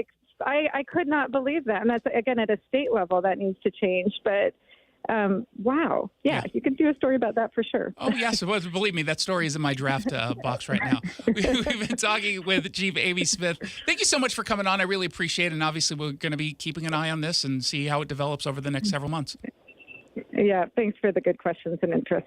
Absolutely. You're listening to The Jason Rantz Show. When we come back, we're going to dive into some quick hits. You can't escape a traffic jam. Know what else you can't escape? Seasonal allergies. And you might think you can avoid that coffee stain until... Oh, really? You can't escape a lot of things in life, but you can escape prediabetes. Prediabetes captures 1 in 3 adults. There are usually no signs of prediabetes. In fact, most people don't even know they have it. But with early diagnosis, you can change the outcome and prevent or delay type 2 diabetes. Take action by taking the 1-minute risk test at doihaveprediabetes.org. You might not be able to escape having this song stuck in your head, but you can escape prediabetes. Go to doihaveprediabetes.org today. Brought to you by the Ad Council and the Centers for Disease Control and Prevention. Are you tired of having your money locked up in an annuity for 5 to 7 years? A CD that is only paying 4 to 5%? Or how about that underperforming IRA that you've lost track of? Hi, I'm Scott Rureka, CEO of Legacy Group Capital based in Bellevue. Our Legacy Northwest Fund is a 9% fixed income fund that only requires a 2-year commitment. And we are now opening our flagship fund to new investors. Legacy's Northwest Fund has had excellent performance with 0 investor losses for 16 straight years. I challenge you to find a better fixed income opportunity in the marketplace today. Come join the over 1,000 local investors with over $200 million invested. Legacy's Northwest Fund is now open to new investors and paying 9%. Invest smart, invest local, invest with Legacy Group Capital. Visit legacyg.com. Legacyg.com. Legacy's Northwest Fund is available to accredited investors only and paying 9% APR. Terms and conditions at legacyg.com. Spring is officially here, and with it comes the official spring weather of the Pacific Northwest. Rain, rain, and more rain. This time of year, heavy rain can be especially tough on an old roof. If your roof does spring a leak, Valentine Roofing has you covered with our Leak Stop Guarantee. We'll stop a leak in your old roof until the new one is safely installed. And we offer this leak stop service year-round to keep you dry. But don't wait for a roofing emergency. Schedule your free estimate now before you have the headache of dealing with a leak. Our estimates are straightforward. We'll provide you with an honest assessment of your roof's condition along with our best price right from the start, all within about an hour of when we arrive. If you do need work done, you'll rest easy knowing all the work completed by Valentine is performed by the best craftsmen in the industry and backed by our lifetime warranty. For roof replacements, repairs, and cleaning, get 3 bids. Just make sure one of them is Valentine Roofing. Visit valentineroof.com or give us a call today at 206-ROOFING to schedule your free estimate. Jason Rantz here for Bellevue Rare Coins, where you can spring into value. Transform those idle jewelry and coins into meaningful cash this spring. Bellevue Rare Coins is your trusted partner in unlocking the true potential of your valuables. Maximize those returns with gold prices at peak levels. Now is the time to capitalize, and Bellevue Rare Coins promises unparalleled compensation for all those precious items. Get top dollar. Visit one of Bellevue Rare Coins' 4 locations in Bellevue, Linwood, Issaquah, or Tacoma, or visit them online at BellevueRareCoins.com. Don't believe the lie that you have to fall apart at the normal rate. See what your options really are. Listen to Leading Edge Medicine. Every Saturday morning between 8 and 10, Dr. Jerry Mixon and Dr. Samira Umat answer your health questions live on the radio. You can choose how to age with help from Leading Edge Medicine. Saturday mornings from 8 to 10, right here on AM 770 KTTH. The Jason Rantz Show. Let's bring in our man in the Pacific Northwest, KTTH Seattle talk radio host Jason Rantz. Great to have you with us to tell people a little bit more about this. Jason Rantz is in focus now. Jason Rantz, thank you for your reporting on that. The quick hit. Well, we have a bit of an update, a pretty significant update if you ask me, out of NPR, where Uri Berliner, that senior editor who called out NPR for being so one-sided, he, yesterday we told you, was suspended for a week without pay. He learned of that suspension on Friday of last week. Well, now we can tell you he has decided, rather than accept the punishment that kind of deserved, I'll tell you why in a second, but he decided to step down. He resigned. He said, yeah, no, I'm out. Now, NPR isn't commenting on the resignation. Instead, they basically did what we normally get, which we don't comment on individual personnel decisions, even though they're the ones who put out the whole suspension to begin with. Now, which is just weird. So this is an interesting, tactic for him to take, and I think it's totally well warranted. And as I said yesterday, I 100% agree with every bit of his assessment of NPR. All of his criticism is 100% correct. However, you are also not allowed to do things like that publicly, and you will suffer some consequences. But if I were him and I did exactly what he would do, I would also resign after being punished. Because understand that if he was less critical, he would not have been punished. Understand that if he were less critical or as critical and it didn't get picked up nationally the way that it did, he wouldn't be punished at all. He made a decision that was best for him. I don't know if I could work at a place that I just didn't have any respect for and didn't believe what they were doing was right. I'm in a little bit of a different position in the sense that KTTH is a conservative talk station, right? So, if all of a sudden they told us we couldn't be conservative anymore and they're just going to be a left wing, I would leave in a heartbeat. I would leave in a heartbeat. And if they told us what kind of conservative I had to be, what positions I had to take, I wouldn't feel comfortable working here. They don't do that. And I never feel pressure to take on any particular position other than whatever is my natural one, for fear that either I might not fit in or I might get canned. At NPR, people can't say that. You get canned if you're not a left-wing hardcore activist. You won't even get hired unless you're that. And you've got a CEO in Catherine Marr. She's their newish CEO over at NPR. And, people have been calling out her tweets from years ago, not even that long ago. It was really during the BLM movement where she's all about cracking down on white supremacy culture, blah, blah, blah, blah, blah. Well, there was a video that was resurfaced today where she made some interesting comments about the First Amendment at the Open Summit 360 convention. And let's listen in to see whether or not her framing around taking on disinformation in a world of social media. Let's see if her framing is problematic or if maybe she was just sort of sloppy with some of her word choice. Again, the context is taking on a fight against disinformation or misinformation. The number one challenge here that we see and is, of course, the First Amendment in the United States is a fairly robust protection of rights. And that is a protection of rights both for platforms, which I actually think is very important, that platforms have those rights to be able to regulate what kind of content they want on their sites. But it also means that it is a little bit tricky to really address some of the real challenges of where does bad information come from and sort of the influence peddlers who have made a real market economy around it. So number one, fix your Wi-Fi. Number two, I'm not going to hit her too hard on this one because I understand what she's saying. Now, perhaps when we get more context of this video, but since this was the leaked video, I'm assuming this is all the context they want us to hear, the ones who are critical. On this, she gets a little bit of a pass because I want to just be fair.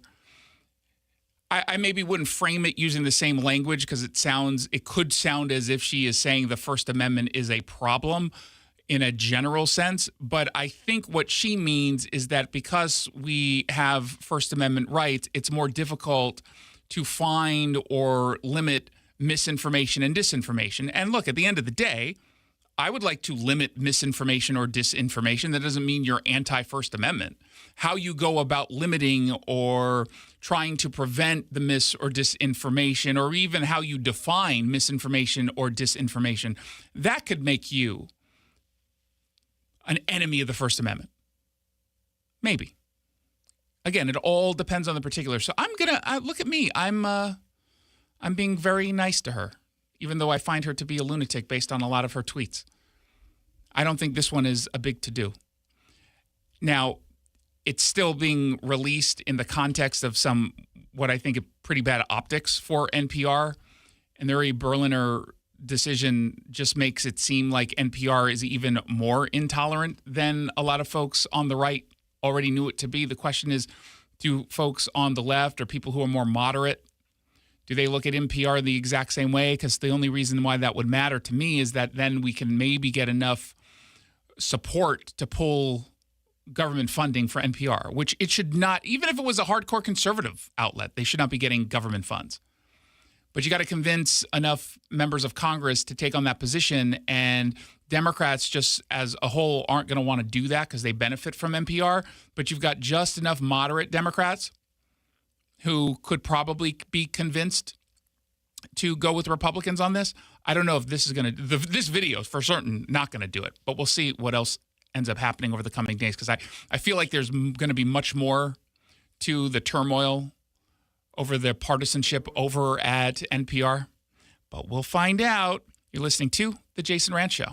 Mitch here at Leathers, Washington's most eclectic home furnishings resource. There's a lot of chaos in the world, so take a break from social media and self-serving politicians. At Leathers in Issaquah, our design professionals will guide you to a happy place by elevating your home environment. More than leather, choose from the latest fabrics and solid wood, something for every room in your home. Our guaranteed low prices, quality, and service will lower your blood pressure and be kind to your wallet. So check the chaos at the door and come experience a Zen moment at Leathers in Issaquah. John Curley here for Longevity Medical Clinic. I have to tell you, I don't know where I would be in my life without Longevity Medical Clinic. I've been a patient for 15 years. It's so easy to get started. Schedule a free health analysis appointment online with LongevityMedicalClinic.com. During your visit, you're going to spend a full hour with your doctor to craft a comprehensive health plan tailored to your exact needs and lifestyle. I've been able to reduce my risk for serious disease like heart disease, diabetes, and cancer. Longevity will help you plan for long-term well-being and personalized health care. The approach is really simple. It's proactive.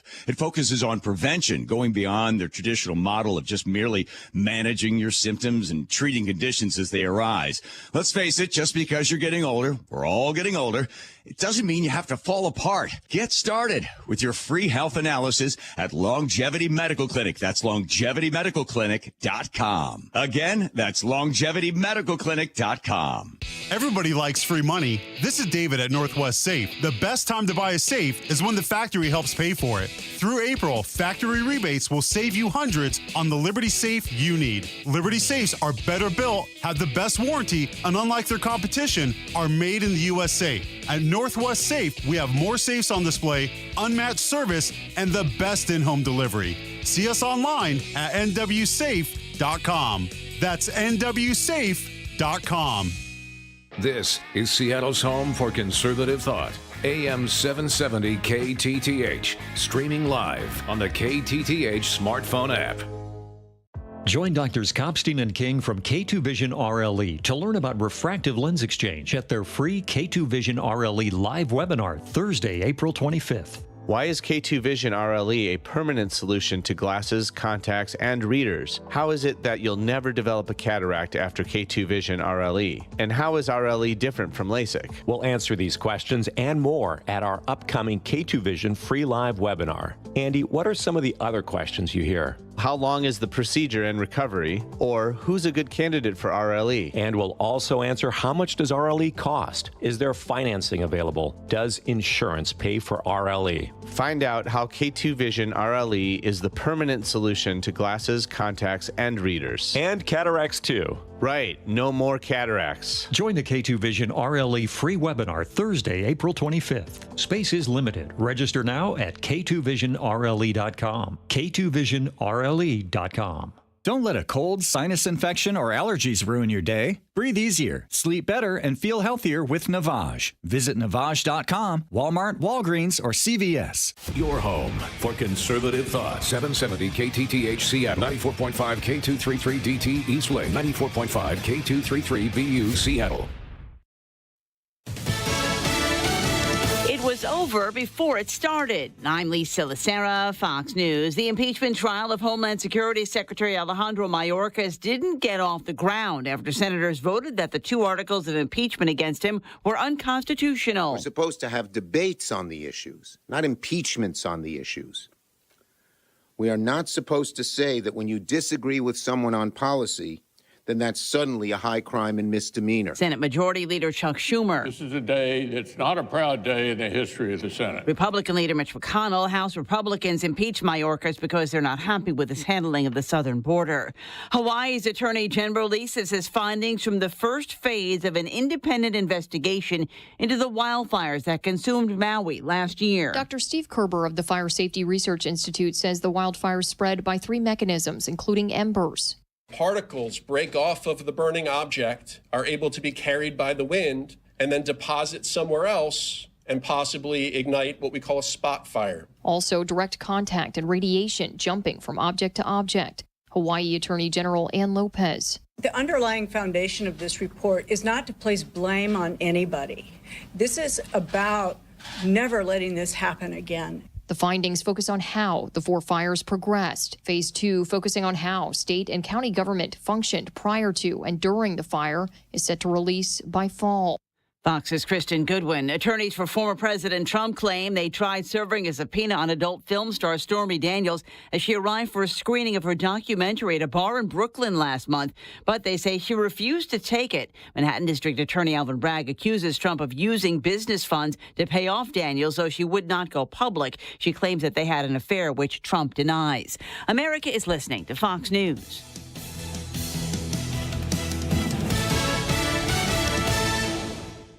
Waiting on a tax return? Hopefully it ends up in your hands. Fraudulent tax returns due to identity theft increased by 30% in 2023. If you're in a bind this tax season, LifeLock can help. Our U.S.-based restoration specialists are experts dedicated to helping solve your identity theft issues. And all LifeLock plans are backed by the $1 Million Protection Package. So we'll reimburse you up to the limits of your plan if you lose money due to identity theft. Help protect your information this tax season with LifeLock. Save up to 25% your first year with promo code NEWS at LifeLock.com.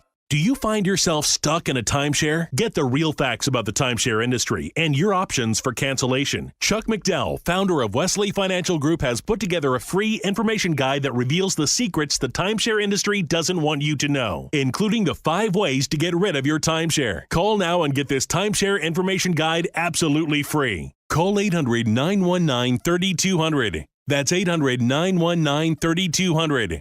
800-919-3200. I'm Neil Cavuto, and this is the Fox Business Report. Stocks giving up earlier gains and then retreated. Wednesday marks the 3rd straight session when stocks opened higher but faded as the trading day continued as investors weighed cautious Fed commentary and ongoing geopolitical tensions against mixed quarterly earnings. Overseas shares in ship equipment maker ASML fell 7% after the Dutch giant's quarterly orders were below expectations. Other chip makers tumbled on the news. Tech was the worst performing sector. The Dow down 46 points. The Nasdaq lower by 182, S&P 500 down 29. CSX shares are slightly higher in extended trading after the railroad operator, whose network serves much of the U.S., reported better than expected first quarter earnings despite declining year-over-year profit. That's your Fox Business Report. I'm Hillary Barsky, invested in you.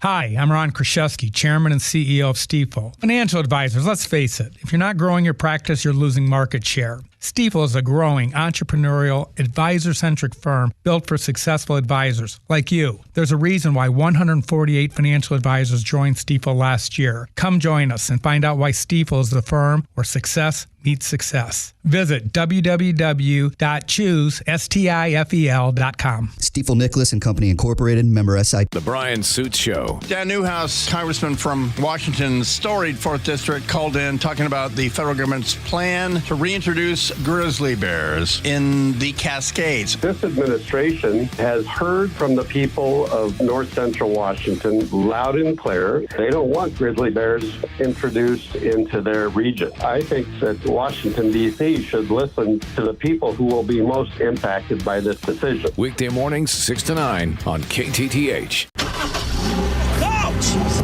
The yellow light! I'm walking here!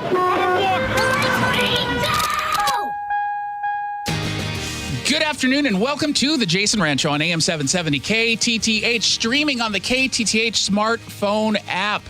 Desperate Bob Ferguson is attacking Dave Reichert with the help of the Seattle Times. It might be blowing up in his face. That's What's Trending, brought to you by Legacy Group Capital Northwest Fund. What's trending on the campaign trail? So the Bob Ferguson campaign is kind of acting the way you might expect a campaign to act if they're worried. Now, it may not mean that they're looking at polls and seeing that they're like 10 points behind, but it's likely they're looking at polls and realizing, ooh, I should be doing way better than I'm doing. And why is this Dave Reichert character doing really, really well? This is Washington State. This is a blue state. And I'm a blue attorney general who's been working overtime to ensure that, hey, guess what? I'm using my office for political partisanship. Y'all are supposed to love that. Now, I imagine that's what's going on internally because he's going after Dave Reichert. He's going after Dave Reichert, former King County Sheriff, former congressman, with a smear that I think he knows is disingenuous. I think he knows it's disingenuous, which is why I'm guessing Ferguson shut off his comments on his social media posts with this particular smear. He's got the Seattle Times helping. He put out this tweet, or what do we call it? A post, I guess. Yeah, X. I don't know. Ugh. He uses, by the way, the Bob Ferguson AG account, which he uses both for political purposes, but also his attorney general job purposes, which I don't think you're supposed to do, but no one's calling it out. So he posted this edited clip of Reichert speaking at a Pierce County Central Committee meeting on February 21st. He was talking about a religious view that he holds, one that is identical to that of Muslims, which matters. We'll tell you why in a moment. But the comment that he made was enough to get Bob Ferguson's attention. They wanted to create something out of this. They knew they can get the media help to do it. And so they created an attack ad featuring activists, some of whom I believe actually work on his campaign, certainly are supporters of his, reading scripted criticisms. Now, here's the text, and then we'll play the audio. Here's the text that he put in his tweet that no one could respond to because he turned off all the replies. Hashtag breaking. Video just surfaced of my Republican opponent, Dave Reichert, telling a group of Pierce County Republicans in February that, quote, marriage is between a man and a woman. Now, despite it being a breaking video, somehow he managed to get a produced campaign ad out of it. So maybe it wasn't so breaking. I kind of think like they maybe had this for a bit, you know, just throwing that out there. I mean, his campaign team could be really, really great. They just happen to have pre-scripted criticisms that are kind of like Mad Libs. You can just put them in any position that you want. So here's the clip plus the attack ad. Dave Reichert should be ashamed of himself. Between a man and a woman. What he said is exactly who Dave Reichert is. Religious? Is that who he is? Okay. Because he was asked about that, and he gave an answer when you actually listen to the context. I think he even says, as a Christian, right? So, I mean, there's a little bit of context. Between a man and a woman. Washington can't afford to send someone like Congressman Reichert with bigoted homophobic views to the governor's office. You're going to have to get better actors, man. Right? I mean, you could, and here's the problem. You could see her eyes going towards the script. She looks down briefly at the script and then comes back to the camera. It's like you couldn't memorize that one line. It's not that difficult. Speak from your heart. You're all upset or pretending to be upset on an issue that literally no one is talking about. Why can't you just speak from your heart? Instead of saying, I am very upset with Dave Reichert. Like changing the cue card right in the middle. My God. Saying that marriage is only between a man and a woman is completely out of touch with the people of Washington State. Dave Reichert's words are not only outdated, but insulting to thousands of LGBTQ individuals. Billions, actually. Not thousands, billions. Let's go all in. Their families. We deserve a governor who's going to stand up and protect all the residents of Washington State. That's Monisha Harrell, who not only is an activist, but also I'm pretty sure like does volunteer work at least for this campaign. She's the former deputy mayor of Seattle. So this is an activist. This is a Democrat activist. Join me in voting Bob Ferguson governor of the state of Washington. No. Bob Ferguson has the record of defending our rights, and he will continue to do the same as governor.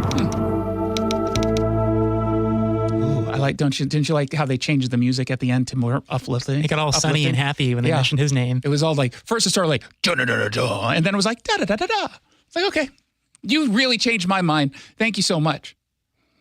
It's odd that no one can respond to the 2 posts specifically about this particular video. It's odd. Really odd. He follows it up with a tweet showing the quote unquote the full video, of which it's not the full video. He gave about 15 seconds extra out of a 56 plus minute video that is very readily available on the YouTube. So why did he stop people from responding? It's your standard attack ad, I guess, right? They're not going crazy, or at least crazier than what you would see from desperate politicians on both sides of the aisle. It's a pretty standard smear. Well, because he doesn't want to answer some follow-up questions that people might have. And I imagine people have a lot of follow-up questions. The one being pretty obvious. This is an attack, not on any kind of policy. This is an attack on Dave Reichert's religious position.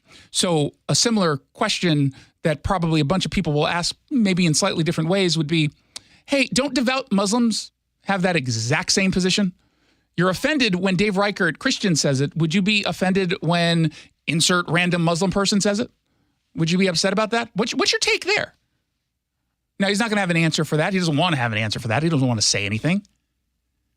Same-sex marriage isn't under threat. Not here in Washington or around the country. We had this thing called the Supreme Court. It's still barely there, despite the efforts of progressives trying to dismantle it. But it's there, and it determined, in its infinite wisdom, constitutionally, you have a right to marriage as a same-sex couple. That makes it a federal issue. It's not a states' rights issue. This is a federal issue. So it's not under threat in any way, shape, or form here in Washington or around the country. Now, let's say we lived in a world in which it could be, in which then maybe there was someone out there who says, I don't like this thing. I mean, we haven't talked about it for about a decade now, but I don't like it. What can the governor do? Seriously, what could the governor, in either direction, what could the governor do? Nothing. Nothing. Literally nothing. There's nothing that they could do. A religious position is not the same as a political one. He is not in favor of banning same-sex marriage. That is not a policy that he believes in. It is so ridiculous. Now, another related maybe set of questions that one could ask, which Ferguson, I think, is trying to avoid talking about, and maybe explains why he edited the video in the way he did. That question, or the question that led to that answer, was about transgender athletes. And really the direct question was, can you define a woman? Which Ferguson definitely doesn't want to have to answer because he's going to do the whole someone who identifies as a woman. You can't use the word you're defining in the definition. It doesn't work that way. This was about whether or not he believes that biological boys should compete in sports at a high school level, at a collegiate level, against biological girls, meaning transgender girl versus a biological girl or woman or man or boy, insert however it is you want to do it. It's the same question, right? That's what he was answering. And he gave the answer that is consistent with some 70 to 75% of the entire country, which is, no, I don't think that should happen. No, I'm against that. Here's why. And he gave an answer that, again, was cut out completely, which was funny because the stranger, despite defending Bob Ferguson and this attack ad by attacking Dave Reichert, they also mentioned in their coverage, it was also interesting that they just focused on this one comment but didn't talk about the transgender issue. Why is that? Why did they completely ignore that, which is an actual policy debate that is happening right now? And Hannah Krieg, one of the reporters there on Twitter, responded to that by saying that Bob Ferguson was, quote unquote, gross because he's unwilling basically to stand up for trans people. She said something along the lines of, he showed us what his allyship extends to, which is not that much. And ironically, in this stranger piece that does the bare minimum in criticizing Bob Ferguson, comes out and says, well, Dave Reichert is denying their existence, trans people, that it's erasing transgender people. And then eventually Bob Ferguson put out a statement specifically to The Stranger saying that I have a track record of fighting for civil rights. Dave Reichert denies trans people's existence. Dude, he was literally talking about transgender people. You literally cut the trans part out of the video. Isn't that erasing? That's like the literal definition. He erased it from the video and focused on the issue that is not being discussed at all because he doesn't want to take a wide position. He'll take a position in some interview that he doesn't think anyone's going to see, and he might give a statement to The Stranger because who cares, right? It's a small group of people who are already going to vote for him. He doesn't want to take this on in a big way. He doesn't want to do an interview with the Spokesman Review or the Seattle Times. He definitely doesn't want to come here and talk about the issue. He doesn't want to do that because he knows that he's on the wrong side of this, even in Washington. Now, when it comes to same-sex marriage, of course he's on the side of where Washington voters are, including Republicans. Like, again, no one is having this conversation. Now, the Seattle Times tried to do some defense because they reached out to Dave Reichert, not telling them that they had the video, not telling them the campaign, anything beyond, hey, give me your reaction to this. Do you support same-sex marriage? And so he gives a statement. You see the story, and it has the video embedded. The story says they saw the full 1 hour. They had it. And yet they decided to embed the Bob Ferguson campaign ad. Not even the follow-up tweet from Bob Ferguson that just showed the 12 or 13 second clip still out of context. They didn't even do that. They posted the campaign ad attacking Dave Reichert. Why do you think they did that? Because it left out a lot of context. Yeah, but who was it rooting for? Well, he's running. It's an in-kind donation. Well, it's an in-kind donation. Exactly. It's basically an in-kind donation, right? They donated to his campaign. They aired this attack ad. And this is, all candidates do this, by the way. It is a smart strategy. Put out an ad, quote unquote, that is controversial or is, innovative in some way, shape, or form. They barely pay anything to get it on cable TV because the cable news networks, while discussing the video, will end up playing the whole thing. And so if you're Donald Trump, you put out a cool ad attacking Biden, Fox, Newsmax, others on the conservative side will play the whole thing and then get reaction. And then if you're Joe Biden, you do the same, but against Donald Trump. They play it over and over and over again on MSNBC. You don't have to pay whatever the ad rate is for a 30-second ad on MSNBC or CNN or wherever, and bam, you basically got your ad in front of all in millions of people. And then that's not even taking into account what goes on online where people share it. That's what this is. Seattle Times specifically chose to do that. They didn't have to only insert this particular tweet. They didn't have to do that. They didn't have to insert a tweet at all. They had the video. It's fair use. They could have uploaded the entire thing or quite literally just pulled his other tweet that didn't have the attack ad. But they chose not to do that. But otherwise, they're totally nonpartisan and objective, and they're going to be very, very fair in this election moving forward, just so we're all on the same page. And if they think Dave Reichert's a bigot, just wait till they hear what Joe Biden and Obama and basically every other Democrat has said about gay marriage till like 2012, I think. Shh, we're memory holing that. We're pretending it didn't exist. We're pretending that they were always, quote unquote, evolved on this issue. And it's always those backwoods Republicans from like the middle of nowhere, like Renton or like Maple Valley or like those other places. I mean, can anyone even pronounce Tukwila? Yeah, well, it's Tukwila. You had a weird pronunciation, but it's Tukwila. Yeah, we got it. Like they're pretending that these views are just so insane. And again, to reiterate, no one is debating this, including Dave Reichert.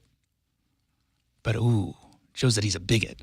I love the fact that you've got people like Marco Lias, who is the state senator who passed the legislation. He wrote the legislation and helped get it passed that allows a minor to run away from home to seek, quote unquote, gender affirming care, which under Washington law is defined to include surgical intervention, which is not elective or cosmetic, according to a separate law that Democrats, and I think Marco Lias was behind as well.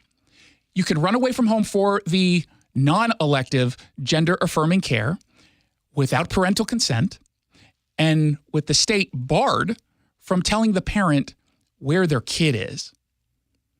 He's the one calling Dave Reichert extreme, a MAGA Republican. I think state-sponsored kidnapping's a little more extreme. Just a little bit. Just like a little tiny bit. And poor Dave Reichert, by the way, he's getting called a MAGA Republican from the left, from some people on the right getting called a rhino because he's not a MAGA Republican. So he can't have it at all. He just can't have like a day in which he's not getting irrationally attacked. Go ahead and criticize policy. That part, totally fair game. I don't care. Have at it.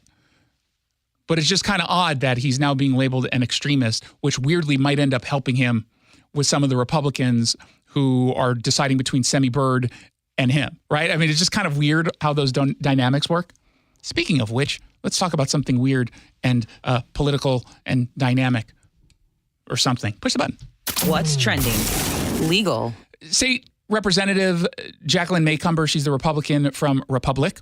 She is now threatening legal action against Lauren Culp, former gubernatorial candidate, current Klickitat County Chief Jail Deputy. It's very hard to say.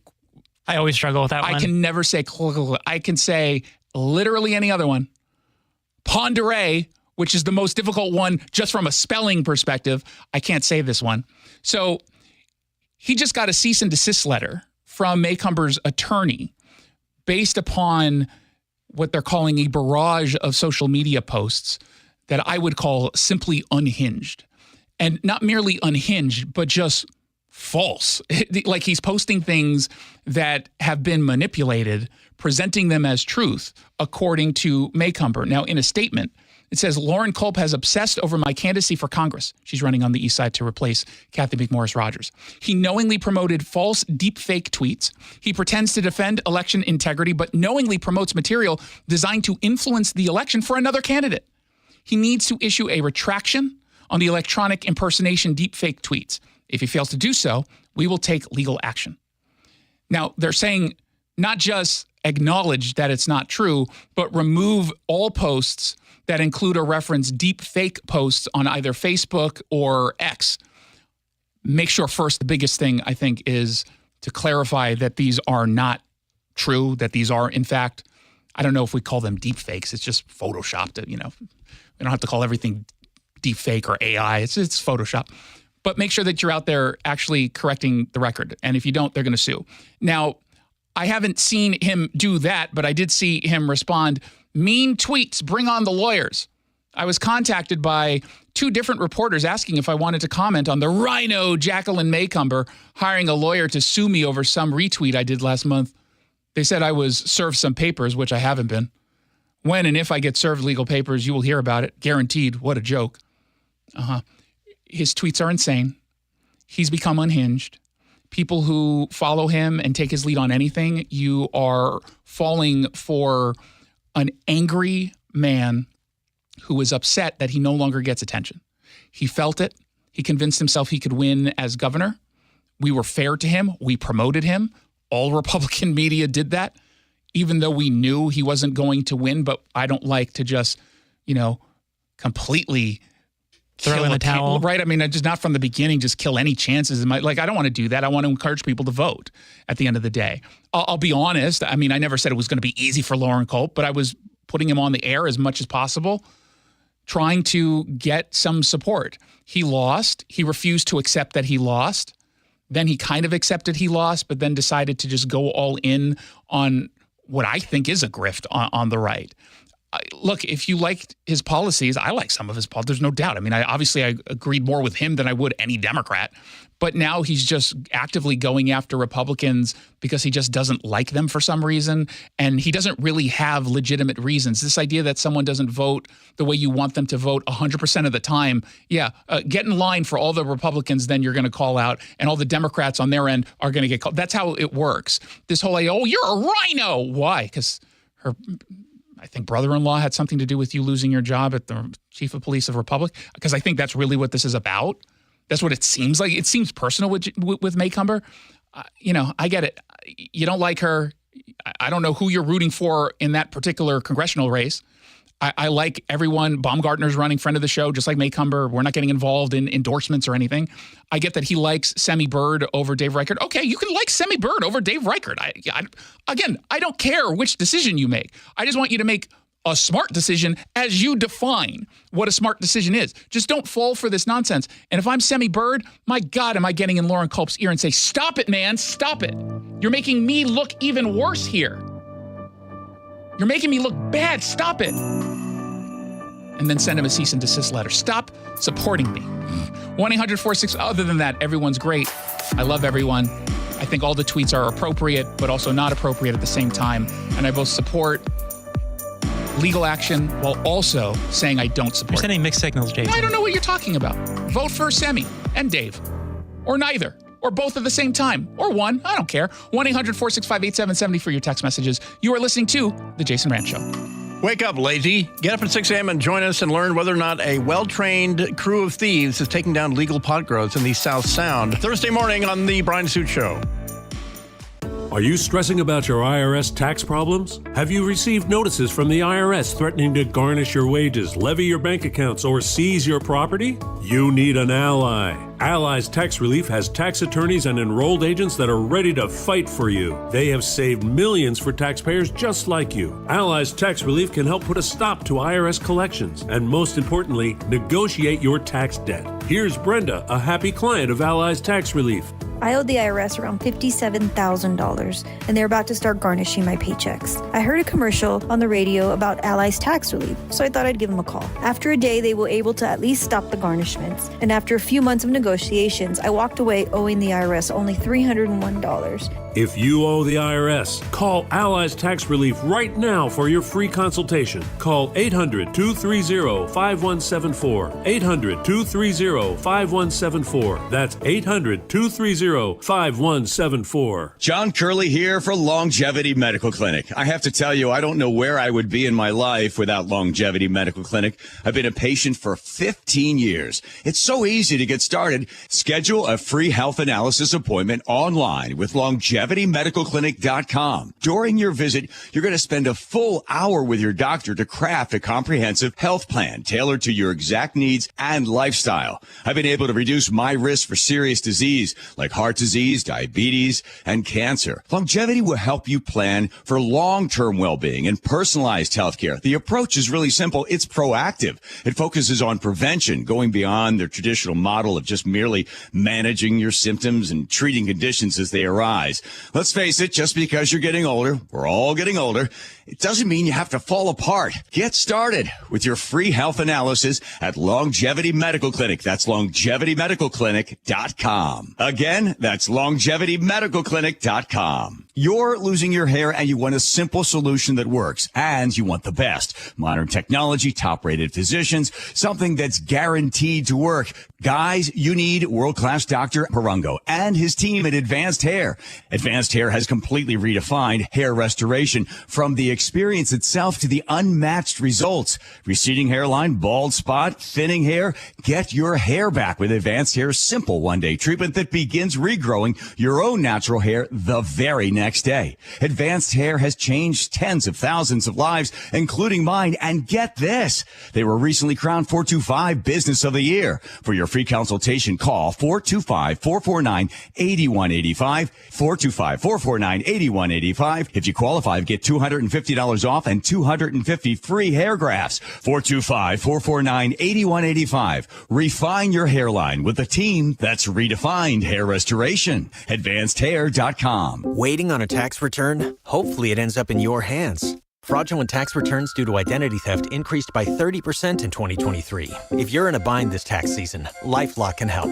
Our U.S.-based restoration specialists are experts dedicated to helping solve your identity theft issues. And all LifeLock plans are backed by the $1 Million Protection Package. So we'll reimburse you up to the limits of your plan if you lose money due to identity theft. Help protect your information this tax season with LifeLock. Save up to 25% your first year with promo code NEWS at LifeLock.com. Getting quality employees to fill positions in your company is essential, but finding those people can be a major hassle unless you use ZipRecruiter. ZipRecruiter makes finding quality people a breeze. ZipRecruiter's advanced technology identifies candidates with the right skills, sends you great matches, then you can easily invite them to apply. 4 out of 5 employers who post on ZipRecruiter get a quality candidate within the first day. See for yourself. Go to ZipRecruiter.com/free to try ZipRecruiter for free. That's ZipRecruiter.com/free. Welcome back to the Jason Rantz Show. Thank you so much for tuning in. I really do appreciate it. Question, is crime really going down nationwide? And I'm asking that because I'm being told that it is. But I'm being told by media outlets that are telling me it because they want to help Democrats and hurt Republicans on this issue. They look at the same polls as everybody else. Republicans do very, very, very, very well when it comes to the issue of crime. Donald Trump does very, very, very well when it comes to the issue of crime. I wonder if that has anything to do with the fact that Democrats branded themselves around defunding the police before actually defunding the police, before then saying we're going to get rid of cash bail, we're going to stop putting bad guys in jail. I mean, they're very, very, very good at branding. And I'm asking this question today because I saw a story in Axios, and it was picked up by Axios Seattle, which did their version of the same story, which is crime is going down nationwide, particularly or specifically, to be fair to them, they're talking about homicides, murders.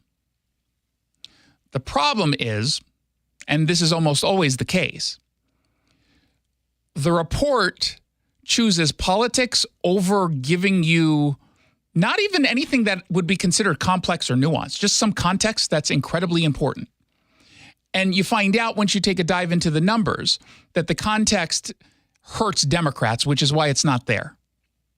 Now, they're using data coming from a justice like nonprofit that goes over not just what the official documents say as far as crime, but they go through press reports because oftentimes the official dashboards from various cities or counties, various agencies, they don't always come in very quickly. Seattle, I think, is still 3 months behind. I mean, they're very, very slow sometimes. And the company's called Datalytics, also known as Datalytics. And this race reporter, justice and race reporter, Russell Contreras, talks about how murders are down about 20%. And they specifically looked at 204 cities. I don't know why they chose 204, but I'm assuming it has to do with the large to mid-sized cities. They looked first quarter 2024 compared to first quarter 2023, and across the board, they're seeing for the most, but every once in a while you'll find a city that's going up. But overall, you're seeing a decline. And then he cites FBI data doing the same thing, right? Looking at the crime crisis, the crime trends, specifically homicides, and saying, hey, look, FBI data says there's been a steady decline in overall crime since 2022. So like the last 2 years. That's very helpful. Thank you so much for that. Then it gets framed, these data points, around how Donald Trump and Republicans are using crime, especially as it relates to illegal immigration, as a issue for this campaign. You recall the Biden border bloodbath. He's putting that out there and basically saying, yeah, that's all nonsense because actually the homicide rate is going down. Now, I'm certainly glad the homicide numbers are going down, and there's no doubt about it. Homicide numbers are going down, including in the Seattle area. That is outstanding. However, not all crime is going down. Crime isn't going down across any category if you actually look at it honestly instead of year over year. Look at it pre-COVID, or let's just call it out, pre-criminal justice reforms. And the fact that the numbers are starting to go down, when you dive into the specific cities that they highlight, this is a pop quiz. You might not get it, Jackson. Do you think those cities got rid of their criminal justice reforms? And I'll give you options because I know not everyone can just come up with an answer. A, yes. B, no. C, yes and no. I'm going to go with A. Yeah, is that your final answer? Yes? Yes. Okay, hold on. Let me open the envelope with the answer. Hold on, because I don't know this off the top of my head. Yeah, it's yeah. They got rid of almost all, if not all, of their criminal justice reforms, which is not mentioned at all in this article. Not mentioned once. Zero. They don't talk about legislation at all. They don't talk about the Black Lives Matter movement and how it led to the crime crisis that we're seeing. Nothing. They don't talk about defunding. They don't talk about prosecutorial decisions not to charge. They don't talk about local jails saying, yeah, we're not going to book anyone here. They don't talk about releasing people from jail early. They don't point that out and tie it to the crime surge at all.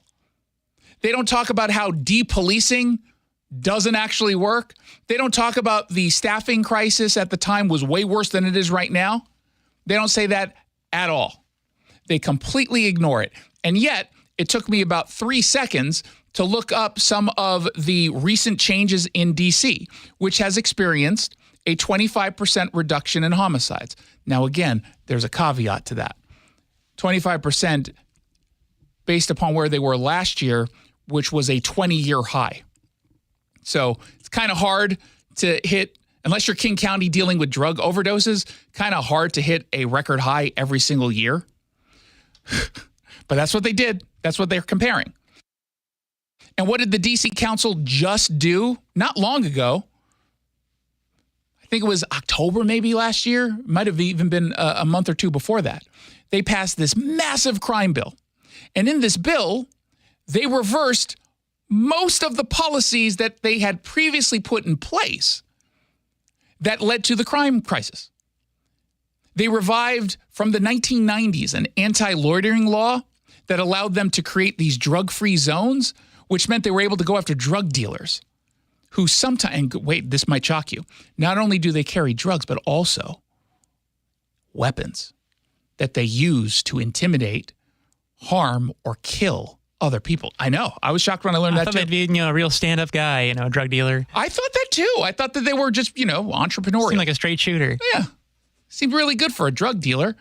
The face tattoos I could do without. But, otherwise seemed like a really nice guy. So they did all of those changes. They made it easier for judges to keep suspects in jail, including juveniles. Could that maybe have played a little bit of a role? Just like a little tiny bit of a role in the decline. Philadelphia saw a 37% decrease in homicides. That's great. I wonder what happened. Oh, let me see. Increased policing in the 4 districts and around North Philadelphia where much of the crime was happening. Commissioner John Stanford told ABC News, I think being able to redeploy personnel is why they're doing better. We pulled people out of administrative positions, put them out on the street. Every class that came out of the police academy in 2023 were sent out to those 4 core districts. What do you think happens when you send a whole bunch of cops to areas that are inundated with crime? The opposite of depolicing, it sounds like. What happens? I'll give you multiple choice. A, crime goes down. B, crime goes up. Or C, pick A. I think it was A. It was A. You almost went for C. I know you almost did. It was a trick. When you send police to where the bad guys hang out, bad guys don't hang out there anymore. And the ones who are dumb enough to continue to hang out and continue to break laws, they get arrested. I know. Another shocking example of getting rid of soft on crime laws and policies and strategies that led to a lower homicide rate. I know. I'm crazy. Can't believe it. Now, as I hinted at, when you make certain comparisons, the specific timeline you use matters. When you compare 2024 to 2019, you're not getting great numbers. You're not getting great numbers at all. And that's just across the board. Because when we talk about the crime crisis, we're not only talking about homicides. We're not talking about homicides oftentimes when we do major crime stories. Why? Because we're talking about carjackings, driving a stolen vehicle into the front of a pot shop. We're talking about assaults. We're talking about open-air drug use. Yeah, we talk about the homicides, there's no doubt. But it's not like we get a homicide here every single day. Thank God we don't. It's not Chicago. We talk about all the other things, the quality of life crimes that have clearly skyrocketed because we don't keep criminals in jail. The other thing that matters, and I give them a little bit of a pass here, assuming they keep up with going over the Q1, Q2, Q3, Q4 numbers and making the comparison, you do know that the majority of the crime that does occur happens in the summer, right? Is everyone on the same page? Study after study after study has shown that. It's done for a couple of reasons. Number one, it's lighter outside and you're spending time outdoors more often. And that gives more of an opportunity to break into a house, to break into a car, because more people are out and about. That's what all the studies say. And then there's that whole thing about leaning on FBI data. And we talked about this a little bit before. It always felt a little in the weeds, but we'll get a little in the weeds here. They have something called the Uniform Crime Reporting Program. That's where if you're, let's say, Seattle PD, you upload all of your data and then it is compiled. It takes a long time to compile. I don't know why it takes so long. It's just a computer system, but it takes a very long time to compile. And then you get all these numbers that the FBI puts out there to say, hey, ever since 2022, crime has been going further and further and further down. Yay. Problem. Few problems. Number one, it's entirely voluntary. It is 100% voluntary. You can choose to give data or choose not to. Number two, they changed the system in 2022, the back-end system, like the tech. And a lot of police departments didn't keep up with it. They didn't send in their numbers. In fact, 6,000 law enforcement agencies did not give any data to the FBI, including the NYPD and the LAPD, which are, and this is a good little factoid to have at your next dinner party, the two largest police departments in the country. I believe Philly's on that list that didn't give all the numbers. So there's a lot of crime in those places. Yeah, a little bit. If you start counting that, maybe perhaps the numbers don't look quite the same. So when you cite FBI data, and to the credit of some left-wing outlets, including, I think, the Daily Beast, said this. They're like, okay, let's all relax a little bit. The FBI data is not complete. At least they gave that kind of caveat, and they didn't have to. Axios didn't.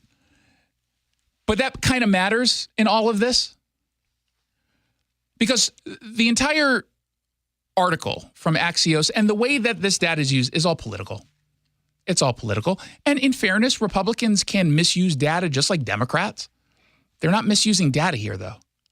And that's why when we're all being told crime is actually down, stupid, why don't you just believe the data? Look at the data.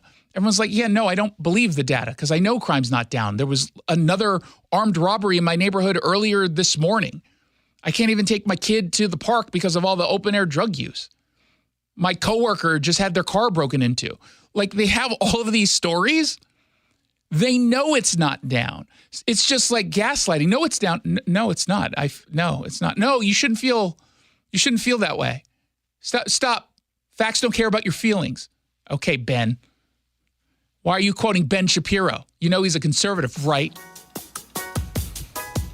I've got the story up. I've got all of the data points up over at KTTH.com. You can text the keyword RANTZ, R-A-N-T-Z, to 1-800-465-8770. I'll send you a link, not just so you can read the story, but also make sure you're posting it everywhere you can. You're listening to The Jason Rantz Show. Most colleges today ask you to leave your faith at the front door.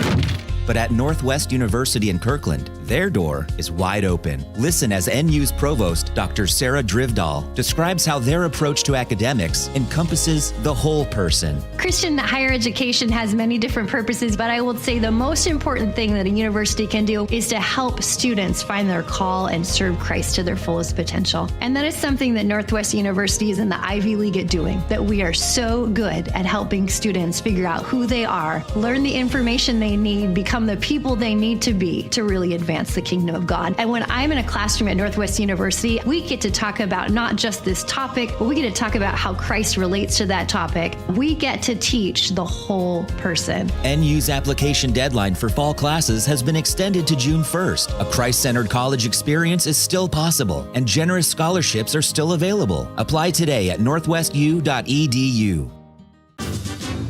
At State Roofing, we don't just install roofs, we build peace of mind. Hi, I'm Sam Thomason, owner of State Roofing, and we stand firmly behind our work, protecting your investment for years to come.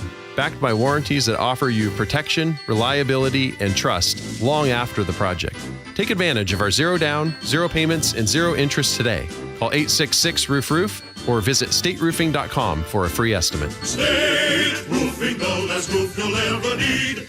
Ron is a musician. Guitar is my love, and the thought of losing that ability was devastating. You see, Ron was suffering from osteoarthritis. I was starting to have pain, especially in my right thumb. I had gone to an orthopedic specialist, and they were coming up with options like fusing the joints together. That's when Ron decided to see Dr. Mark Wagner, MD, at Seattle Sports and Regenerative Medicine for stem cell therapy. The results are astounding. I couldn't have imagined it working as effectively as it has. You'd recommend this to other people? Oh, wholeheartedly. I am quite the fan of the stem cell therapy. So, whether it's a shoulder, hip, knee, or even your thumb, before you choose surgery, consider stem cell therapy with Dr. Mark Wagner, MD, at Seattle Sports and Regenerative Medicine. Schedule your consultation at drmarkwagnermd.com. I'm singing from rooftops. Go see Dr. Wagner.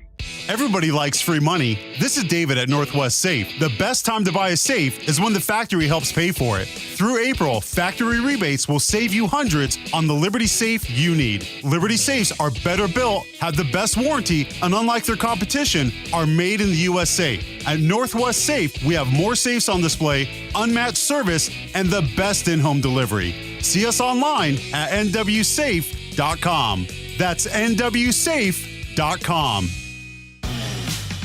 For the ones who work hard to ensure their crew can always go the extra mile, and the ones who get in early so everyone can go home on time, there's Grainger, offering professional-grade supplies backed by product experts so you can quickly and easily find what you need. Plus, you can count on access to a committed team ready to go the extra mile for you. Call, click Grainger.com, or just stop by. Grainger, for the ones who get it done. Pizza's here. Oh, great. I'd love some, but I'm worried about my stomach issues. If you're worried about having diarrhea, gas, bloating, stomach pain, or loose, oily stools, it may not just be stomach issues. It could be a condition called exocrine pancreatic insufficiency, or EPI. With EPI, the pancreas doesn't release enough enzymes to break down food, but EPI is manageable. Use the symptom checker on identifyepi.com and talk to your doctor. That's identifyepi.com. Sponsored by AbbVie.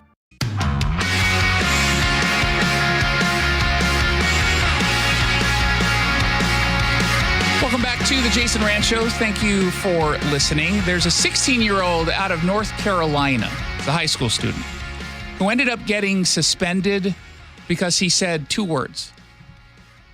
The two words you're never supposed to say, particularly to an adult, even though sometimes you want to. You're not allowed to say it to your boss, even though sometimes you want to. Never say it to a teacher, even though, my God, do you want to. Two words. Illegal alien.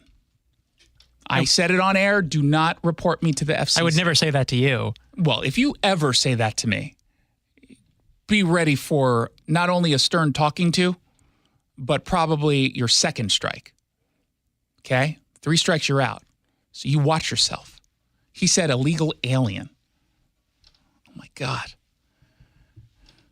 And he said it, wait for it, while discussing what the word means in English class. I know. I can't believe it. Oof.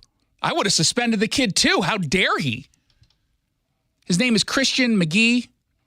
He goes to Central Davidson High School out in Lexington, North Carolina.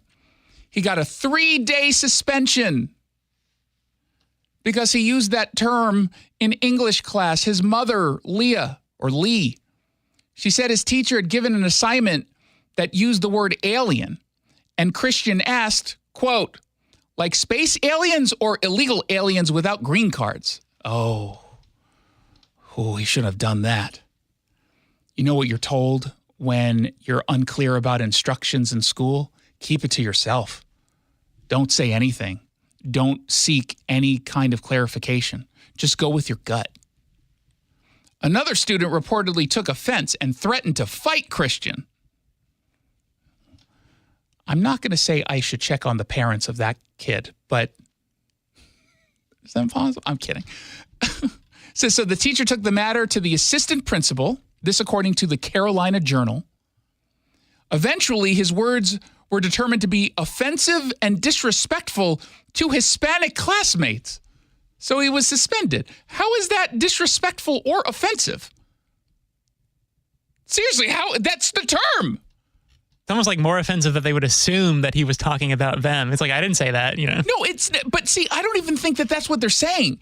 I don't think they're saying that he was referring to any Hispanic students personally, that Hispanic students, upon hearing the term illegal alien, are somehow all immediately offended. Now, why? Because, didn't you know, all Hispanics are hypersensitive and they're in this country illegally, apparently. They love illegal immigration, right? All Hispanics do. Oh, my God. Illegal alien is what the federal government uses. It's an actual term. And I understand if someone was using like illegals in a way that was meant to be dismissive. I don't particularly find it wrong or right. It's just a word to me. But okay, we can have a conversation about the nuance, I suppose. All he did was say, are we talking about illegal aliens or aliens from outer space? Like, my God. The kid told the newspaper, I didn't make a statement directed towards anyone. I asked a question. I wasn't speaking of Hispanics because everyone from other countries need green cards. And the term illegal alien is an actual term that I hear on the news and I can find in the dictionary. I mean, in fairness, he watches Fox. I don't even use that term. I use illegal immigrant because they tell me not to. You could probably find it in like the U.S. criminal code somewhere too. No, I'm telling you, that is an official term. The federal government uses that term. The suspension, according to the New York Post, may also affect the student athlete's prospects of securing a college sports scholarship. I just say he's a woman, right? Say he's trans. Because of his question, our son was disciplined and given 3 days out of school suspension for racism, according to the mom. He is devastated and concerned that the racism label on his school record will harm his future goal of receiving a track scholarship. He can do a real sport. I mean, I run on a treadmill. Wow. We are concerned that he will fall behind in his classes due to being absent for 3 consecutive days. That part's nonsense. He'll be fine. He'll be fine. I would be upset. And the parents are right to be upset. He's not going to miss out on anything. Yeah, come on. If he got suspended for that, let's be honest, he's not learning anything at that school anyway. Yeah, I mean, if anything, they're doing you a favor. You don't want to be in the class with that teacher, right? But it shouldn't go on his record. The mom said the assistant principal has refused to remove the suspension from his record. So guess what they did? They hired an attorney. And I hope they sue. And I hope even after the principal in the school district says, okay, fine, sorry. I read this Robin DiAngelo book. I was told to do this. I felt the glare of Ibram Kendi. I had to. But fine, we'll give you what you want. Still sue.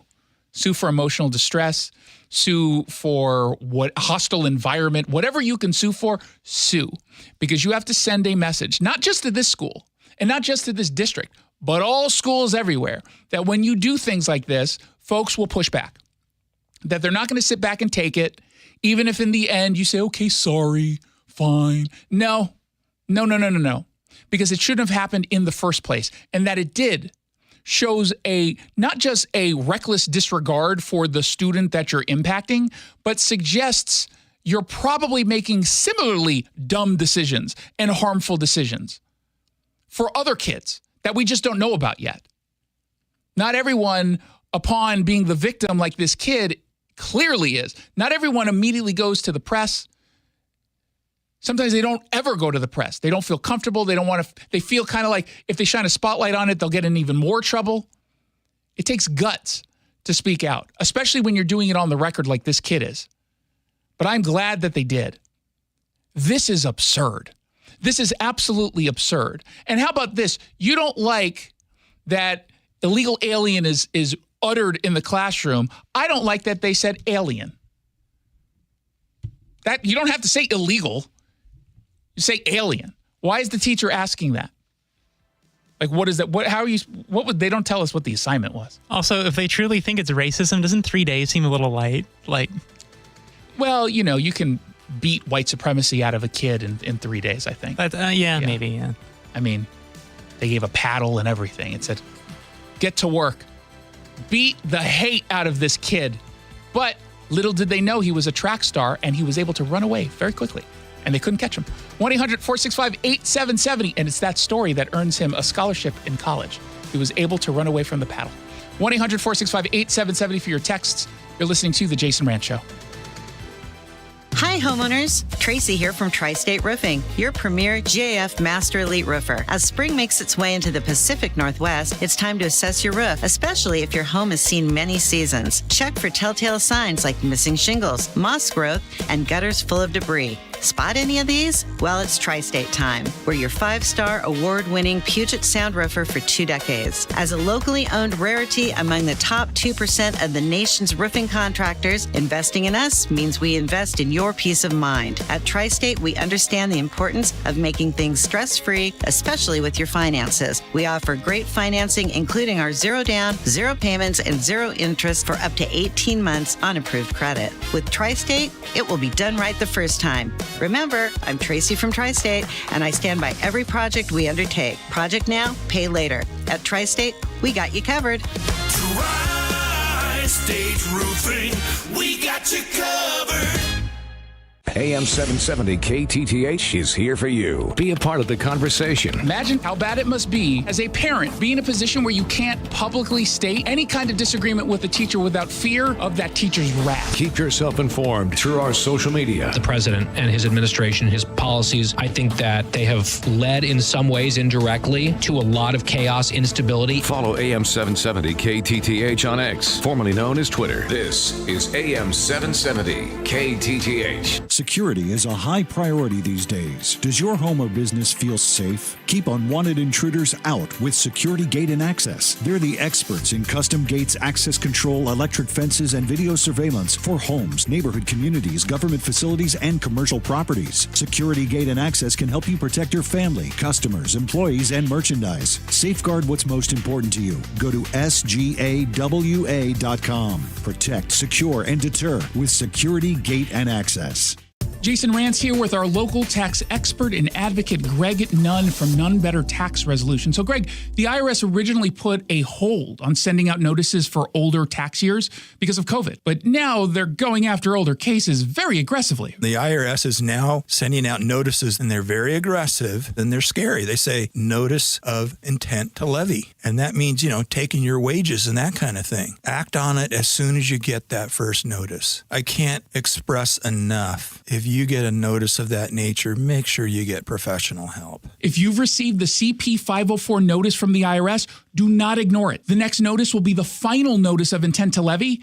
And when that's issued, the IRS has the power to levy your bank accounts, garnish wages, and other assets unless immediate action is taken. If you're having trouble with the IRS, make sure you call Greg Nunn of None Better Tax Resolution, 425-947-1967, or Google NUNN, None Better Tax Resolution. Since 1988, Mark and the team at General Transmission Repair have been saving their customers money on repairing transmissions. In many cases, a transmission issue can be resolved with a simple fix. General Transmission Repair focuses on the problem, not the dollars. Expect honesty, professionalism, and quick turnaround time with General Transmission Repair. Right now, save $250 on any transmission repair. Mention this ad or go to generaltransmission.com/KTTH. That's generaltransmission.com/KTTH. Call or click 811 before you dig. Anything that causes you to roll up your sleeves a little and dig in requires you to first connect with 811. Call or click 811 and visit safeexcavator.com. Don't pay retail for diamonds. Come to cleanorigin.com, the lab-grown diamond experts. Mention code RADIO10 for 10% off. That's cleanorigin.com. Your home for Ben Shapiro, 770 KTTH Seattle, 94.5 K233DT East Lake, 94.5 K233 BU Seattle. Didn't last long. I'm Lisa Lacera, Fox News. The impeachment trial of the Homeland Security Secretary tossed out by the Senate. After proposing procedure that included him moving to dismiss the articles of impeachment, Senate Majority Leader Chuck Schumer got one article removed by the Senate, the article that found Homeland Security Secretary Alejandro Mayorkas refused to comply with the law. In between multiple Republican efforts to push discussion into a closed session or delay the trial themselves, the article finding Mayorkas breached the public trust was also voted unconstitutional. The point of order is well taken. Article 2 falls. Madam President. Majority Leaders recognized. I move to adjourn the impeachment trial of Alejandro N. Mayorkas. Republican senators called the handling unprecedented and historic, arguing they abandoned their duty to hold impeachment trials. Fox's Jessica Rosenthal. House Speaker Mike Johnson said the Senate should have moved ahead with the trial. We documented in the House 64 specific executive actions, from executive orders that he took to actions that Secretary Mayorkas implemented that opened that border wide. And that is what's led to this catastrophe. In a statement, the White House said in part, President Biden and Secretary Mayorkas will continue doing their jobs to keep America safe and pursue actual solutions at the border. And Speaker Johnson said the House will vote this week on 4 bills to help U.S. allies. Everybody will be able to vote their own conscience in their own district. They can vote up or down on the Israel aid, the Ukraine aid, the Indo-Pacific, and then this separate package that we have with other national security measures. Votes are expected Saturday as Speaker Johnson has promised 72 hours for members to read the bills. Members of the conservative House Freedom Caucus opposed the move, saying it's the last opportunity to combat the border crisis. On Wall Street, the Dow lost 45, the NASDAQ off 181, the S&P minus 29. America is listening to Fox News.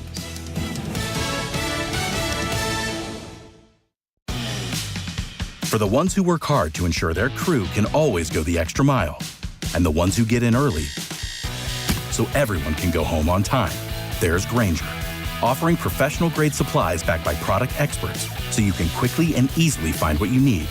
Plus, you can count on access to a committed team ready to go the extra mile for you. Call, click Grainger.com, or just stop by. Grainger, for the ones who get it done. Pizza's here. Oh, great. I'd love some, but I'm worried about my stomach issues. If you're worried about having diarrhea, gas, bloating, stomach pain, or loose, oily stools, it may not just be stomach issues. It could be a condition called exocrine pancreatic insufficiency, or EPI. With EPI, the pancreas doesn't release enough enzymes to break down food, but EPI is manageable. Use the symptom checker on identifyepi.com and talk to your doctor. That's identifyepi.com. Sponsored by AbbVie. Dr. Mark Wagner, MD, is a board-certified physician with over 30 years of experience here in Seattle, and he's performed over 15,000 stem cell therapy procedures. Also, he's one of the few doing it the right way, and Paul is one of his patients. I do a lot of hiking and trekking. I knew my hip was going slowly. I'd wake up in the middle of the night and have to turn. The hip was sore. I'd limp a little bit. So I just went ahead and did it, and it, brought me back to where I wanted to be. So what gave you the confidence to go to Dr. Wagner? My wife had it on her knees, and that had worked very well. Where are you at now? I don't even know what happened. I mean, it's perfectly functional. It's an amazing procedure. So, whether it's a shoulder, knee, or hip, before you choose surgery, consider stem cell therapy with Dr. Mark Wagner, MD, at Seattle Sports and Regenerative Medicine. Find out if you're a candidate. Book your appointment now at drmarkwagnermd.com. Are you tired of having your money locked up in an annuity for 5 to 7 years? A CD that is only paying 4 to 5%? Or how about that underperforming IRA that you've lost track of? Hi, I'm Scott Rureka, CEO of Legacy Group Capital based in Bellevue.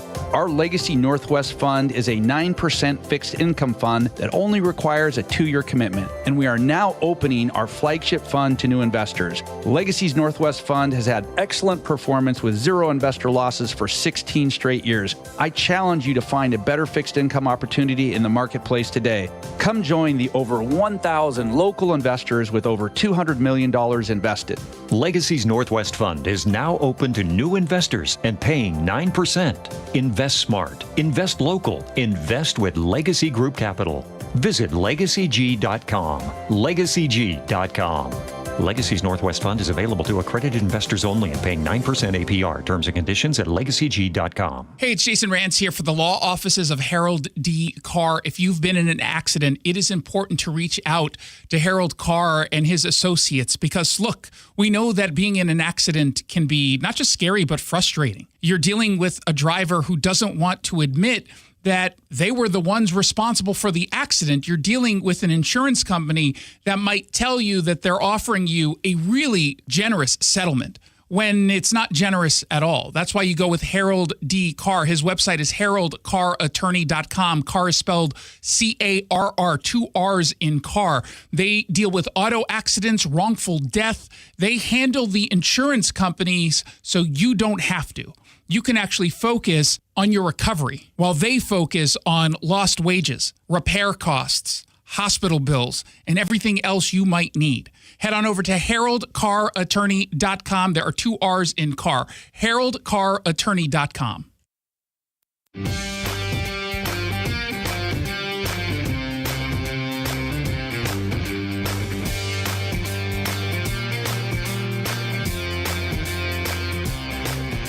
Hey, and welcome. This is the Ben Shapiro Show. There are a few things in life where if somebody tells you those things, you know 100% that they are a grifter. They are a con man. They are trying to con you into something. The most obvious sign of a con artist is somebody who's telling you that a well-known, well-worn truth, something that is absolutely irrefutable, is not true. They know better. They know better because they've seen through the matrix. They've seen through that truth. That truth is actually a mask for the underlying reality. Now, it may be that there are some widely held notions that are untrue, but in order to debunk those notions, you would actually have to show why your notions are better.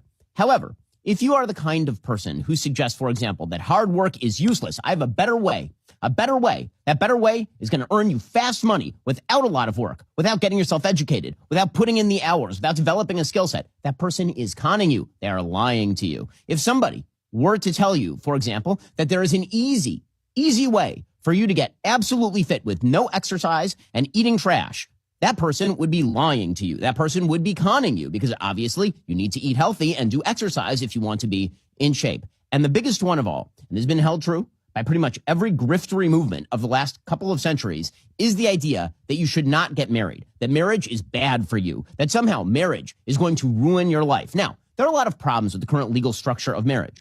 I agree with that critique of the current legal structure of marriage. No-fault divorce is one of the worst things that ever happened to Western civilization. Marriage is a commitment. That commitment is lifelong. There should actually have to be a really, really, really good reason why you are divorcing, and that's particularly true if you have children, because, of course, marriage is designed as the fundamental building block of institutional society. It is the place where children are reared. It is the place where you produce children in the first place, and children require stability. It is from those fundamental building blocks of civilization, the little platoons, as Edmund Burke called them, that you can actually build a functional, free civilization, which is why every griftery movement of the last couple of centuries has assaulted the family from the outside. So, for example, Karl Marx, very big on assaulting the family. The Communist Manifesto famously suggests abolition of the family. Why? Because the family is a place where you might learn bourgeois values. It's a place where you might be inculcated into things like responsibility, duty, church. These are all very bad things, according to the Marxist movement, which is why the Communist Manifesto says, on what foundation is the present family, the bourgeois family, based? On capital, on private gain. In its completely developed form, this family exists only among the bourgeois. But this state of things finds its complement in the practical absence of the family among the proletarians and in public prostitution. And so blowing up the family would allow for a better world. Don't get married. Fight the fight. Blow up the traditional institutions that actually support a functional society, and fight the fight. This is also why today the New York Times has an entire article titled Lessons from the 20-Person Polycule. Because the New York Times also wishes to destroy the fundamental basis of Western civilization, namely the family. And they wish to do this because they wish to build something new atop the ruins. They wish to create a society of atomized individuals who then can be molded and shaped according to the whims of the New York Times. Because once you're isolated from other human beings, once you have no duty to your family, once you have no duty to kids, once you have no duty to the community that is built upon those families, well, then we can militarize you in any possible direction, which is why you've seen so many left-wing outlets lately pushing for polyamory, in the same way that the Communist Manifesto once pushed for polyamory and the holding of all sexes in common. So, for example, today the New York Times says, quote, the word polycule is a synthesis of polyamory, engaging multiple romantic relationships, and molecule. It's not clear when the word was coined, but it seems to have started catching on around 15 years ago to suggest an intricate structure formed of people with overlapping deep attachments, romantic, sexual, sensual, platonic. It's difficult to describe a polycule. Words like family and network are used, but neither on its own captures it. Perhaps it's best left to a polycule to offer descriptions. These are the voices and images of people who are part of a polycule in the Boston area. Katie says the polycule is like this weird family. Anne says, it's a chosen family. It works like complex kinship networks work, only a little kinkier. It reflects radical queer values. Well, I mean, of course it does. Of course it does. Because the basic idea of the left